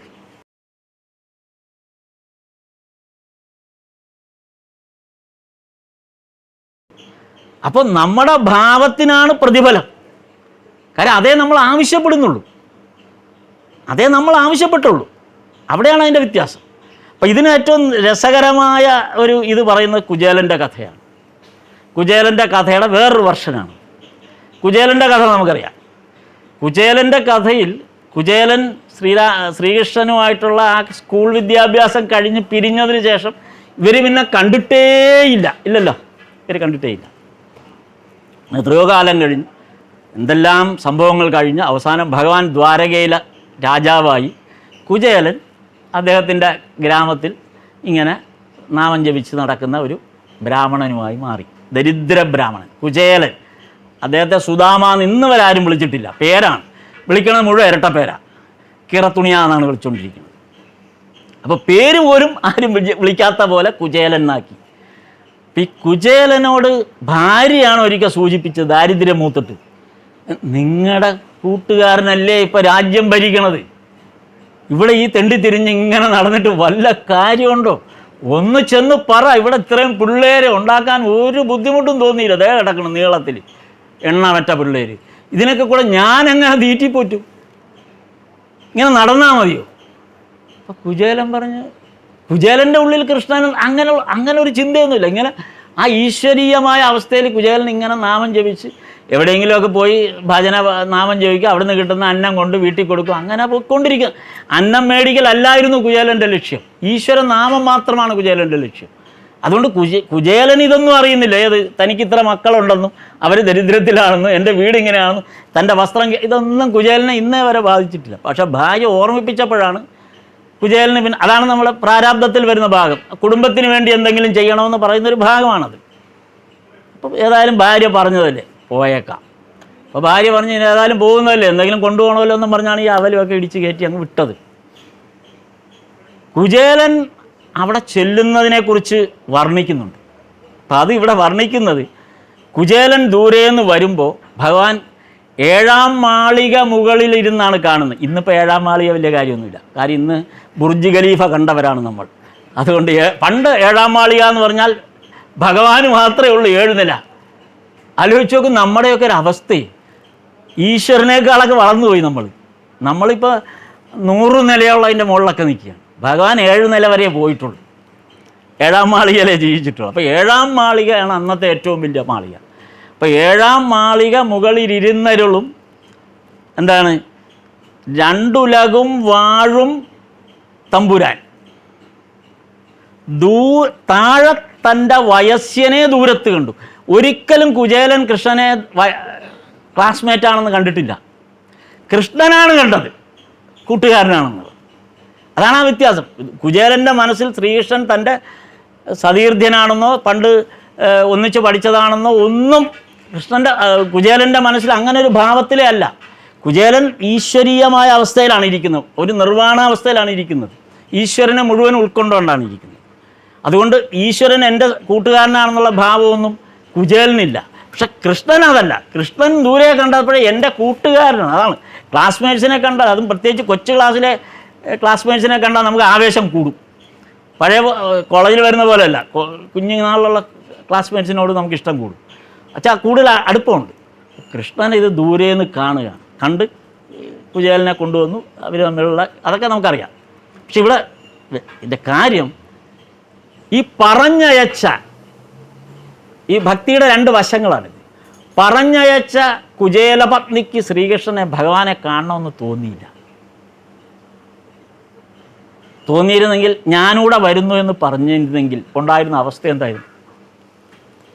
ഞാനൂടെ വരുന്നു, ഞാൻ പറഞ്ഞത് മറ്റേ ഭഗവാന്റെ മുമ്പിൽ നമ്മൾ എങ്ങനെയാണ് നിൽക്കുന്നതെന്ന് നമ്മുടെ ഭാവത്തെക്കുറിച്ചാണ് ഞാൻ പറയുന്നത്. ഭഗവാനെ നേരിട്ട് കാണാനുള്ള അവസരമുണ്ടായിട്ട് പോലും കുചേലപത്നിക്ക് അത് തോന്നിയില്ല, അല്ലെങ്കിൽ അതിന് സാധിച്ചില്ല. ഒരു പക്ഷേ ഇത്രയും പിള്ളേരുടെ പ്രശ്നമൊക്കെ ഉള്ളതുകൊണ്ട് പോകാൻ പറ്റി കാണില്ല. വീട്ടിലെ പ്രശ്നങ്ങൾ അതൊക്കെ പ്രാരാബ്ദം, വീട്ടിൽ ഒരുപാട് ജോലിയുണ്ട്, ഇത് വീടും പൂട്ടിയൊന്നും പോകാൻ പറ്റില്ല. അതും ശരിയാണ്. പിന്നെ ഇത്രയും കുട്ടികളെയും കൊണ്ട് പോകാനൊന്നും പറ്റില്ല, വലിയ ചിലവാണ് ഇത്രയും പേരെ കൊണ്ടുപോകണതിന്. അപ്പോൾ അതും നടക്കില്ല.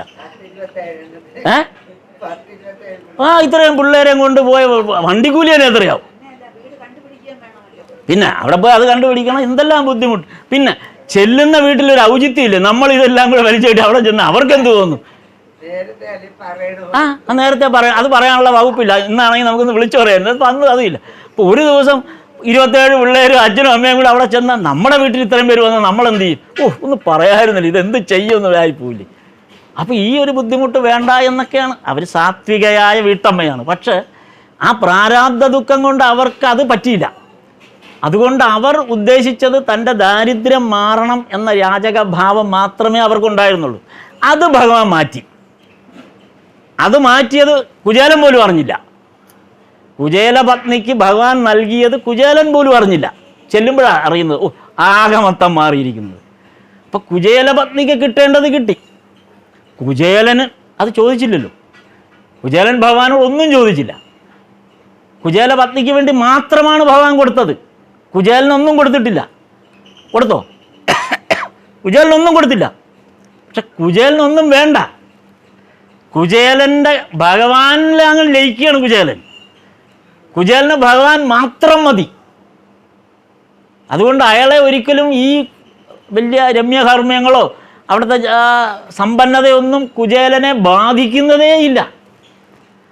കുചേലൻ ആദ്യത്തെ ആൾ എങ്ങനെയാണോ ആ വീട്ടിൽ നിന്ന് പുറപ്പെട്ടത് ആ അവസ്ഥയിൽ തന്നെയാണ് ഇപ്പോഴും കുചേലൻ്റെ അവസ്ഥ. അപ്പം എങ്ങനെയാണ് നമ്മുടെ യാചകഭാവത്തിൻ്റെ പ്രതിഫലനമാണ് അവിടെ കാണുന്നത്. പക്ഷെ ആ യാചകഭാവത്തിൽ കുചേലപത്നിയെ ഇത്രമാത്രം സഹായിക്കാൻ കാരണം കുചേലൻ്റെ ഭാവമാണ്.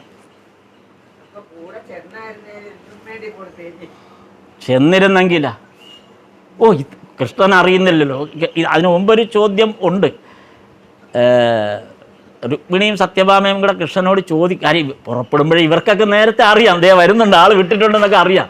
ഒക്കെ അങ്ങനെയാണ് അറിയാം. ഇപ്പോൾ പണ്ട് പണ്ടുള്ള നമ്മുടെ വീട്ടിൽ എൻ്റെ അമ്മൂമ്മ പറഞ്ഞ് ഞാൻ കേട്ടിട്ടുണ്ട്, ഇന്ന് വിരുന്നുകാരുണ്ടെന്ന്.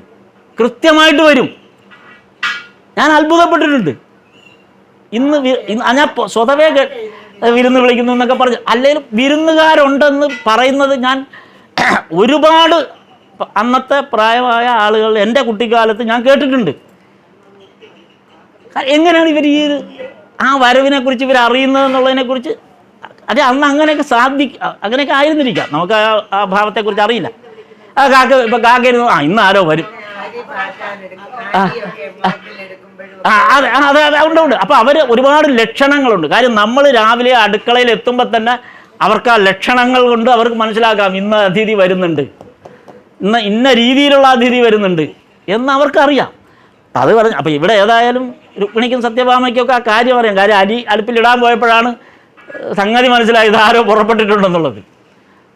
അപ്പോൾ രുക്മിണിയും സത്യഭാമയും ശ്രീകൃഷ്ണനോട് ചോദിച്ചു, നിങ്ങൾക്ക് ഈ മനുഷ്യൻ്റെ ദുരിതം നിങ്ങൾ കാണുന്നില്ലേ, നിങ്ങൾക്കൊന്ന് സഹായിച്ചുകൂടെ എന്നൊക്കെ ആദ്യമേ ചോദിച്ചിരുന്നു. അപ്പോൾ പറഞ്ഞു, അയാൾ ഇത്രയും പിള്ളേരെ ഉണ്ടാക്കിയത് എൻ്റെ ഉത്തരവാദിത്തമാണ്, അതെൻ്റെ ജോലിയാണ് അയാളുടെ പിള്ളേരെ നോക്കേണ്ടത്, അത് അയാളുടെ ജോലിയല്ലേ. ഞാനീ പറഞ്ഞ പോലെ അല്ല ചോദിച്ചത്. അപ്പോൾ ശ്രീകൃഷ്ണൻ നമുക്ക് എത്ര മക്കളുണ്ട്, നമ്മുടെ പ്രാരാബ്ധത്തിൻ്റെ അളവ് എത്ര, നമ്മുടെ കടബാധ്യത എത്ര എന്നൊന്നും കണക്കെടുക്കലല്ല ഭഗവാന്റെ ജോലി. അതിൻ്റെയൊക്കെ ഉത്തരവാദിത്വം നമുക്ക് തന്നെയാണ്. പക്ഷെ ഇത്തരം കടബാധ്യതകൾ ഇരിക്കെ, ഈ വേദനകൾ ഇരിക്കെ എങ്ങനെയാണ് നമ്മൾ ഭഗവാനെ ആശ്രയിക്കുന്നത്, അതിനാണ് ഭഗവാൻ നൽകുന്ന പ്രതിഫലം. അത് ഈ യാചകഭാവത്തിലിരിക്കുകയാണെങ്കിൽ അതിനുള്ളത് തരും, അല്ലേ? അതിനുള്ളത് തരും. ഭഗവാൻ തരാൻ നിശ്ചയിച്ചിരിക്കുന്നത് അതിനേക്കാൾ എത്രയോ ഇരട്ടിയായിരുന്നു. ചെന്ന് ചോദിച്ചത് ശ്രീരാമകൃഷ്ണദേവൻ ഇത് ചോദിക്കുന്നുണ്ട്. വലിയൊരു കോൺട്രാക്ടർ മണിലാൽ മല്ലികൻ, വലിയ കോൺട്രാക്ടറാണ്.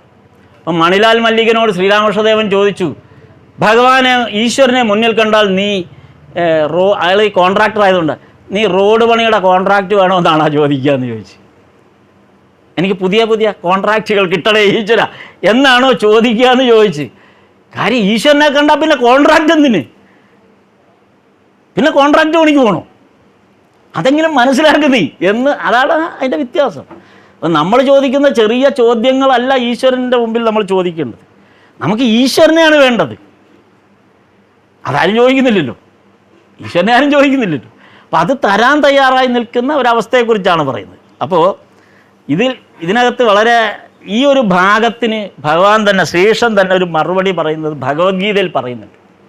ഭഗവത്ഗീതയിൽ അത് നമ്മൾ ഈ ഭഗവത്ഗീത എല്ലാവരും വായിച്ചിട്ടുള്ളവരായിരിക്കുമല്ലോ. എന്നാലും ഞാൻ ഒന്നുകൂടെ പറയുകയാണ്, വേറെ എല്ലാം ഗഹനമായി പഠിച്ചില്ലെങ്കിലും 7-ാം അധ്യായം ഭംഗിയായിട്ട് പഠിക്കണം. 7-ാം അധ്യായം മാത്രം അത് നമുക്കുള്ളതാണ്. 7-ാം അധ്യായം മുതൽ 12-ാം അധ്യായം വരെയുള്ള ഭാഗമാണ് ഭക്തിയോഗത്തിൻ്റെ ഒരു ഘടനകൾ വിവരിക്കുന്നതാണ്. 12-ലെത്തുമ്പോഴാണ് ഭക്തിയോഗത്തിലെത്തുന്നത്. അപ്പോൾ നമ്മൾ കുറഞ്ഞ പക്ഷം 7-ാം അധ്യായം എങ്കിലും നമ്മൾ മനസ്സിരുത്തി വായിച്ച് അതിൻ്റെ അർത്ഥം മനഃപ്പാഠമാക്കണം. എങ്കിൽ നമുക്ക് ഈശ്വരാരാധനയെക്കുറിച്ചുള്ള എല്ലാ സംശയങ്ങളും തീരും. ബാക്കി 17 അധ്യായം വിട്ടുതരാം, അത് പിന്നെ നമുക്ക് സൗകര്യം ഉണ്ടെന്ന് നോക്കാം. പക്ഷേ ഇത് നമുക്ക് വളരെ പ്രാക്ടിക്കലി നോളജാണ്. 7-ാം അധ്യായം ജ്ഞാനവിജ്ഞാന യോഗം എന്ന് പറയുന്ന അധ്യായം. അതിനകത്ത് ഒരെണ്ണം ഞാൻ പറയാം. അതായത് ഒരൊറ്റ ശ്ലോകം, അതിനകത്ത് ഒരു ശ്ലോകം മാത്രം പറയാം. സമയമുണ്ടോ? ഒരു ശ്ലോകം ഞാൻ പറയാം. അതായത് ഈ 7-ാം അധ്യായത്തിൽ, അതായത് 7-ാം അധ്യായത്തിലെ ആ ശ്ലോകം എന്ന് പറയുന്നത് 16-ാമത്തെ ശ്ലോകം. 16-ാമത്തെ ശ്ലോകമാണ് 7-ാം അധ്യായത്തിൽ 16-ാമത്തെ. അതിൽ പറയുന്നത്, ഭഗവാൻ പറയുന്നതാണ് അർജുനനോട്, ചതുർവിധ ഭജന്തേ മാൻ ജനാസുഹൃദിനോർജുന. ചതുർവിധ ഭജന്തേ മാൻ ജനാസുഹൃദിനോർജുന ആർത്തോ ജിജ്ഞാസുരർത്ഥാർത്ഥി ജ്ഞാനീച്ച ഭരതർഷഭ. ഇതാണ് പറയുന്നത്. അപ്പം ചതുർവിധ ഭജന്തേ മാൻ, ചതുർവിധ 4 തരക്കാർ, 4 തരക്കാരാണ് ഭജന്തേ ഭജിക്കുന്നു, മാം എന്നെ. 4 തരക്കാരാണ് ലോകത്തെന്നെ ഭജിക്കുന്നുള്ളൂ. 4 തരം. അതിൽ ഒന്നാമത്തെ ആൾ ആർത്ത, രോഗം വന്നവർ. ഒന്നാമത്തെ രോഗം വന്നവരാണ് എന്നെ പ്രാർത്ഥിക്കുന്നത്. രണ്ടാമത്തത് ജിജ്ഞാസുക്കൾ, അറിയാൻ താല്പര്യപ്പെട്ട് നടക്കുന്നവർ, അതായത് അന്വേഷണ കുതുകികൾ, തത്വജ്ഞാനമൊക്കെ അന്വേഷിച്ച് നടക്കുന്ന അങ്ങനെയുള്ള അന്വേഷണ കുതുകികൾ. ഇതിനകത്ത് നിരീശ്വരവാദികളും വരുന്നുണ്ട്. അല്ല, അവർ അന്വേഷിച്ച് നടക്കുകയല്ലേ, ഉണ്ടോ ഇല്ലോ എന്ന്. അവരൊക്കെ ഉണ്ട്. അപ്പം അങ്ങനെയുള്ളവർ എന്നെ അന്വേഷിക്കുന്നുണ്ട്. ഞാൻ ഉണ്ടോ ഇല്ലോ എന്നൊരു സംശയമുണ്ട് അവർക്ക്. അപ്പോൾ അവരെന്നെ അന്വേഷിക്കും. അവർക്ക് പൂർണ്ണമായിട്ടും ഞാൻ ഇല്ല എന്ന് തോന്നണമെങ്കിൽ ഞാൻ ഇല്ല എന്ന് അവർക്ക് ഉറപ്പ് വരണ്ടേ. അപ്പോൾ അവരന്വേഷിച്ചുകൊണ്ടേയിരിക്കും, കൂടുതൽ അന്വേഷിക്കണം അവർ. അതുകൊണ്ട് ഭഗവാൻ പറയുന്നുണ്ട് അവരോടാണ് എനിക്ക് താല്പര്യം കൂടുതലെന്ന്. അവരാ കൂടുതൽ എന്നെ അന്വേഷിക്കുന്നത്. അടുത്തത് അർത്ഥാർത്ഥി, പണം ആവശ്യപ്പെടുന്നു, ധനം ആവശ്യപ്പെടുന്നു, സമ്പത്ത് ആവശ്യപ്പെടുന്നു. അവസാനത്തവരാണ് ജ്ഞാനികൾ. ഈ 4 പേരെ അന്വേഷിക്കുന്നുള്ളൂ. ഈ 4 എണ്ണത്തിൽ നമ്മൾ ഇതിൽ ഏതൊക്കെ ഭാഗത്തിൽ പെടും നമ്മളങ്ങ് ആലോചിച്ചാൽ മതി. നമ്മൾക്ക് ഈശ്വരനോടുള്ള താല്പര്യം ഇതിലേതാണ്, നമ്മൾ എപ്പോഴൊക്കെയാണ് ഭജിച്ചിട്ടുള്ളത്, ഈ പറഞ്ഞ 4 എണ്ണത്തിൽ എപ്പോഴൊക്കെ എന്ന് നമ്മൾ സ്വയം ഒന്ന് വിലയിരുത്തിയാൽ മതി. എന്നിട്ട് ഇനി ഇവരെന്തിനാണ് എന്നെ ഭജിക്കുന്നതെന്ന് അതിൽ പറയുന്നുണ്ട് ഭഗവാൻ.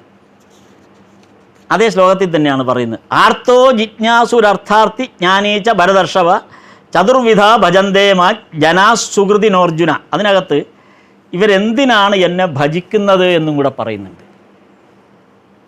1, ശത്രുഭയം മൂലം. അപ്പോഴാണ് എന്നെ വിളിക്കുക.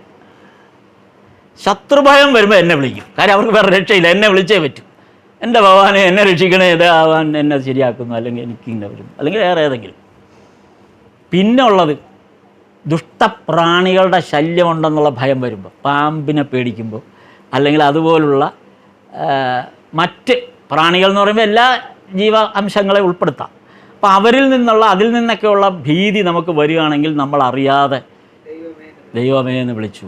നമ്മൾ പോയി ഈ പാമ്പിൻ്റെയൊക്കെ ഏറ്റവും കൂടുതൽ നമ്മൾ അവിടെ ആയിരിക്കും അല്ലേ, നാഗ ദൈവങ്ങളെയാണ് നമ്മൾ ഏറ്റവും കൂടുതൽ ഭയത്തോടു കൂടി. അപ്പോൾ ഭയം പ്രാണികൾ. പിന്നെ രോഗം വരുമ്പോൾ നമ്മൾ വിളിക്കും. പിന്നെ നമ്മൾ ഇന്ന് നേരത്തെ സ്വാമി പറഞ്ഞത് മരണഭയം മൂലം. ഈ 4 കാരണം കൊണ്ടേ നമ്മൾ വിളിക്കുന്നുള്ളൂ. ഈ 4 അല്ലാത്തൊരു കാരണം കൊണ്ട് നമ്മൾ എന്തെങ്കിലും വിളിച്ചിട്ടുണ്ട്. ഞാൻ വിളിച്ചിട്ടില്ല. നമ്മൾ സ്വയം ഒന്ന് ഞാൻ നോക്കിയപ്പോൾ ശത്രുഭയമില്ല, പക്ഷേ ദുഷ്ടപ്രാണി ഭയം ഉണ്ടായിട്ടുണ്ട് കൂടെ. അതെനിക്ക് കൂടുതലാണ്. എനിക്ക് പാമ്പെന്ന് എഴുതി കാണിച്ചാൽ പേടി വരും. പിന്നെ രോഗം അങ്ങനെ എന്നെ ബാധിച്ചിട്ടില്ല. രോഗത്തെക്കുറിച്ച് ഞാൻ അത്ര കൺസേൺ അല്ല. പക്ഷെ മരണഭയം ഉണ്ട്, സ്വാഭാവികമായിട്ടുണ്ട്. മരണഭയമുണ്ട്. ഇപ്പോഴൊന്നും വേണ്ട, ഒരു 10 വർഷം അല്ലെങ്കിൽ 20 വർഷം ഇതിങ്ങനെ നീട്ടി ഞാൻ വരിക. അപ്പോൾ ഇപ്പോൾ ഉള്ള പ്രായത്തേക്ക് ഇനി ഒരു 20 വർഷം കൂടെ കിട്ടിയാൽ മതി, ഞാൻ എൻ്റെ കാര്യങ്ങൾ തീർക്കാം എന്നുള്ള മട്ടാണ്. അപ്പോൾ മരണഭയം ചോദിച്ചാൽ അപ്പോൾ അതെ. അപ്പോൾ ഈ 4. അപ്പോൾ പക്ഷെ ഭഗവാൻ പറയുന്നത് നിങ്ങൾ എന്തായാലും വേണ്ടൂല, എന്നെ വിളിക്കാൻ തോന്നിയല്ലോ, അത്രയും മതി. അതാണ് നേരത്തെ മറ്റേ മണ്ടൻ്റെ ചേട്ടൻ, തിരുവണ്ടൻ്റെ അനിയൻ എന്നൊക്കെ പറഞ്ഞ കാര്യം. എന്തെങ്കിലും പറഞ്ഞ് എന്നെ വിളി, അത് ഒന്നും ചെയ്യാതിരിക്കുന്നതിലൊക്കെ ഭേദമല്ലേ. ഭഗവാൻ അത്രയും മതി.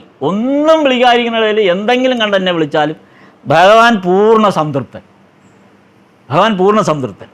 അപ്പോൾ ഇതാണ് ഇവിടെ ഭഗവാന്റെ ആ ഗീതയിലുള്ള ഇതാണ് നമ്മെ സംബന്ധിക്കുന്ന ഒരു പ്രധാനമായ ഘടകമായിട്ട് വരുന്നത്. അപ്പോൾ ഇതാണ് ഭഗവാൻ എങ്ങനെയാണ് നാം ഈശ്വരീയമായ സാക്ഷാത്കാരത്തിലേക്ക് നമുക്ക് ഇനി ചെല്ലാനുള്ള മാർഗങ്ങളെക്കുറിച്ചാണ് ഈ പറഞ്ഞു വന്നത്. അതിൻ്റെ ഒരു ട്രെയിനിങ് പ്രോഗ്രാമാണ് ഈ പറഞ്ഞതെല്ലാം. ഈ ട്രെയിനിങ് പ്രോഗ്രാമിൻ്റെ അതിൻ്റെ പൂർണ്ണതയിലേക്ക് എത്തണമെങ്കിൽ ഈ പറഞ്ഞ നമ്മുടേതായ ഈ ഗ്രന്ഥങ്ങൾ, നമ്മുടേതായ ഈ പുസ്തകങ്ങൾ, അല്ലെങ്കിൽ നമ്മൾ ഈ പ്രഭാഷണങ്ങൾ, സത്സംഗങ്ങൾ, ഇതിൽ നിന്നെല്ലാം നമുക്ക് കുറേശ്ശെ അറിവ് കിട്ടുക. കാരണം ഇനിയുള്ള നമ്മുടെ കാലം എന്ന് പറയുന്നത് വളരെ കുറച്ചാണ്. ഏതായാലും ഈ കഴിഞ്ഞു വന്ന അത്രയും ഇനി കിട്ടൂല, അത്രയും നമുക്ക് എന്തായാലും ഇല്ല. അപ്പോൾ ഇനി വളരെ കുറച്ചാണ്. ജീവിതത്തിൻ്റെ ഒരു ലാസ്റ്റ് ലാപ്പ് ഓടിക്കൊണ്ടിരിക്കുകയാണ് നമ്മൾ. ഇപ്പോൾ റിലേ ഒക്കെ ആണെങ്കിൽ ലാസ്റ്റ് ലാപ്പിലെത്തിയിരിക്കുക. ഈ ബാറ്റൺ കൂടെ കൊടുത്താൽ നമ്മൾ വെളിയിലോട്ട് പോവാം. ലാസ്റ്റ് ലാപ്പിലാണ് ഓടിക്കൊണ്ടിരിക്കുന്നത്. ഈ ലാസ്റ്റ് ലാപ്പ് മതി നമുക്ക് ഈശ്വരനെ കിട്ടാൻ, ധാരാളം മതി. അതാണ്, ഒരു നേരം വിളിക്കാൻ പറ്റിയാലും മതി. ആ വിളിക്കുക എന്ന് മാത്രമല്ല, ആ വിളിയിൽ മറ്റെല്ലാം ഉപേക്ഷിച്ചിട്ടുള്ളൊരു വിളിയാണത്. ബാക്കി എല്ലാം വേണ്ടെന്ന് വെച്ചിട്ടുള്ള ഒരു വിളിയാണത്. ആ ഒരു വിളി മാത്രം മതി നമുക്ക് ഈശ്വര സാക്ഷാത്കാരം കിട്ടാൻ. അത്രമേൽ ഈശ്വരൻ തരാനായിട്ടിങ്ങനെ നോക്കിയിരിക്കുകയാണ്. പക്ഷെ നമ്മുടെ ചോദ്യത്തിൻ്റെ അളവനുസരിച്ചിരിക്കും ആ തരലെന്ന് മാത്രം. കാരണം നമ്മുടെ ഭാവത്തിനനുസരിച്ചേ നമുക്ക് കിട്ടൂ.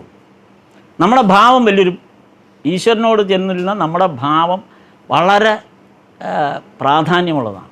ആ ഭാവം എന്തായിരിക്കണമെന്ന് തിരഞ്ഞെടുക്കാൻ നമുക്ക് പൂർണ്ണ സ്വാതന്ത്ര്യമുണ്ട്. ആ ഭാവം നമ്മൾ സ്വീകരിക്കുകയും അങ്ങനെ ഒരു ചോദ്യത്തിലേക്ക് നമ്മൾ എത്തുകയും ചെയ്യുമ്പോൾ മാത്രമാണ് നമ്മൾ ഇന്നുള്ള ഈ പ്രാരാബ്ധ ദുഃഖങ്ങളെല്ലാം നമുക്ക് തരണം ചെയ്യാൻ പറ്റുക എന്നാണ് ഈ പുണ്യഗ്രന്ഥങ്ങൾ നമുക്ക് പറഞ്ഞു തരുന്നത്. അതെത്രമാത്രം പാലിക്കപ്പെടാൻ നമ്മൾ സുഹൃതികളാണ് എന്നുള്ളത് നമ്മുടെ സുഹൃതത്തെ അനുസരിച്ചിരിക്കും.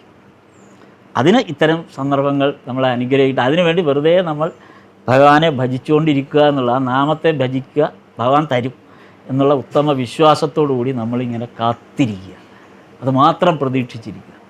അതായിരിക്കും.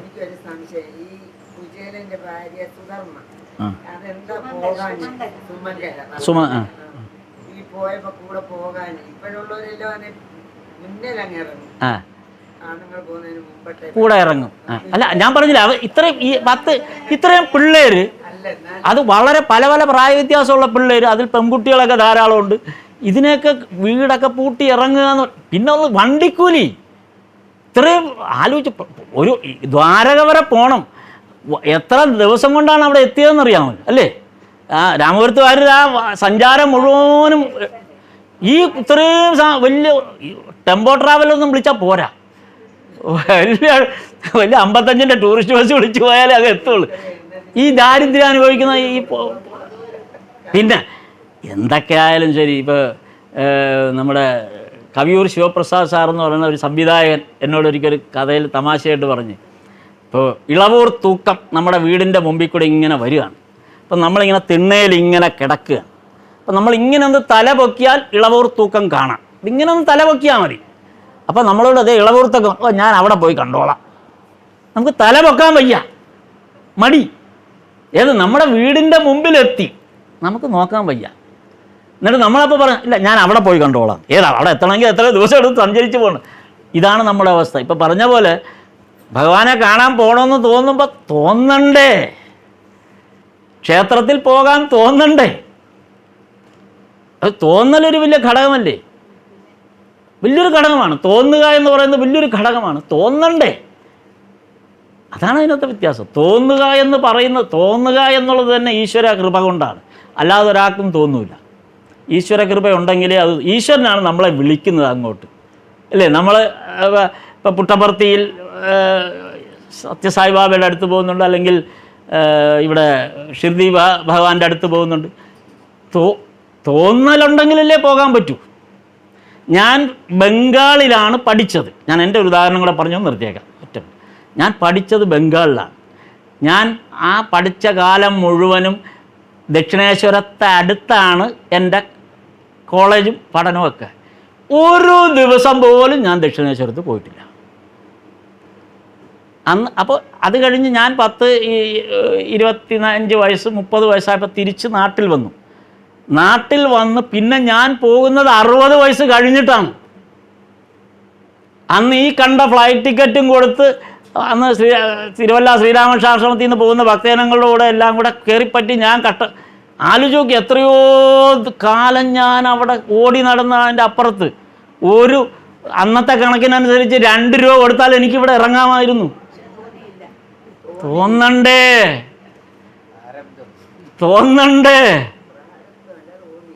ഇപ്പം ഞാൻ കൊതിക്കുകയാണ്, ഒന്ന് ദക്ഷിണേശ്വരത്ത് പോയി അങ്ങ് ഇരുന്നാലോ, തോന്നണ്ടേ? അപ്പം ഇതാണ് അതിൻ്റെ അകത്തെ പ്രശ്നം. തോന്നാൻ വലിയൊരു പുണ്യം ചെയ്യണം. ഈശ്വരൻ തോന്നിപ്പിച്ചാലേ അത് തോന്നുള്ളൂ. അതിന് തോന്നിപ്പിക്കാൻ ഈശ്വരൻ്റെ അനുവാദം കിട്ടാൻ നമ്മൾ ശ്രമിക്കുക. അതാണ് നമ്മുടെ സാധനയുടെ ഫലം. സ്ഥാപകായ ച ധർമ്മസ്യ സർവധർമ്മസ്വരൂപിണേ അവ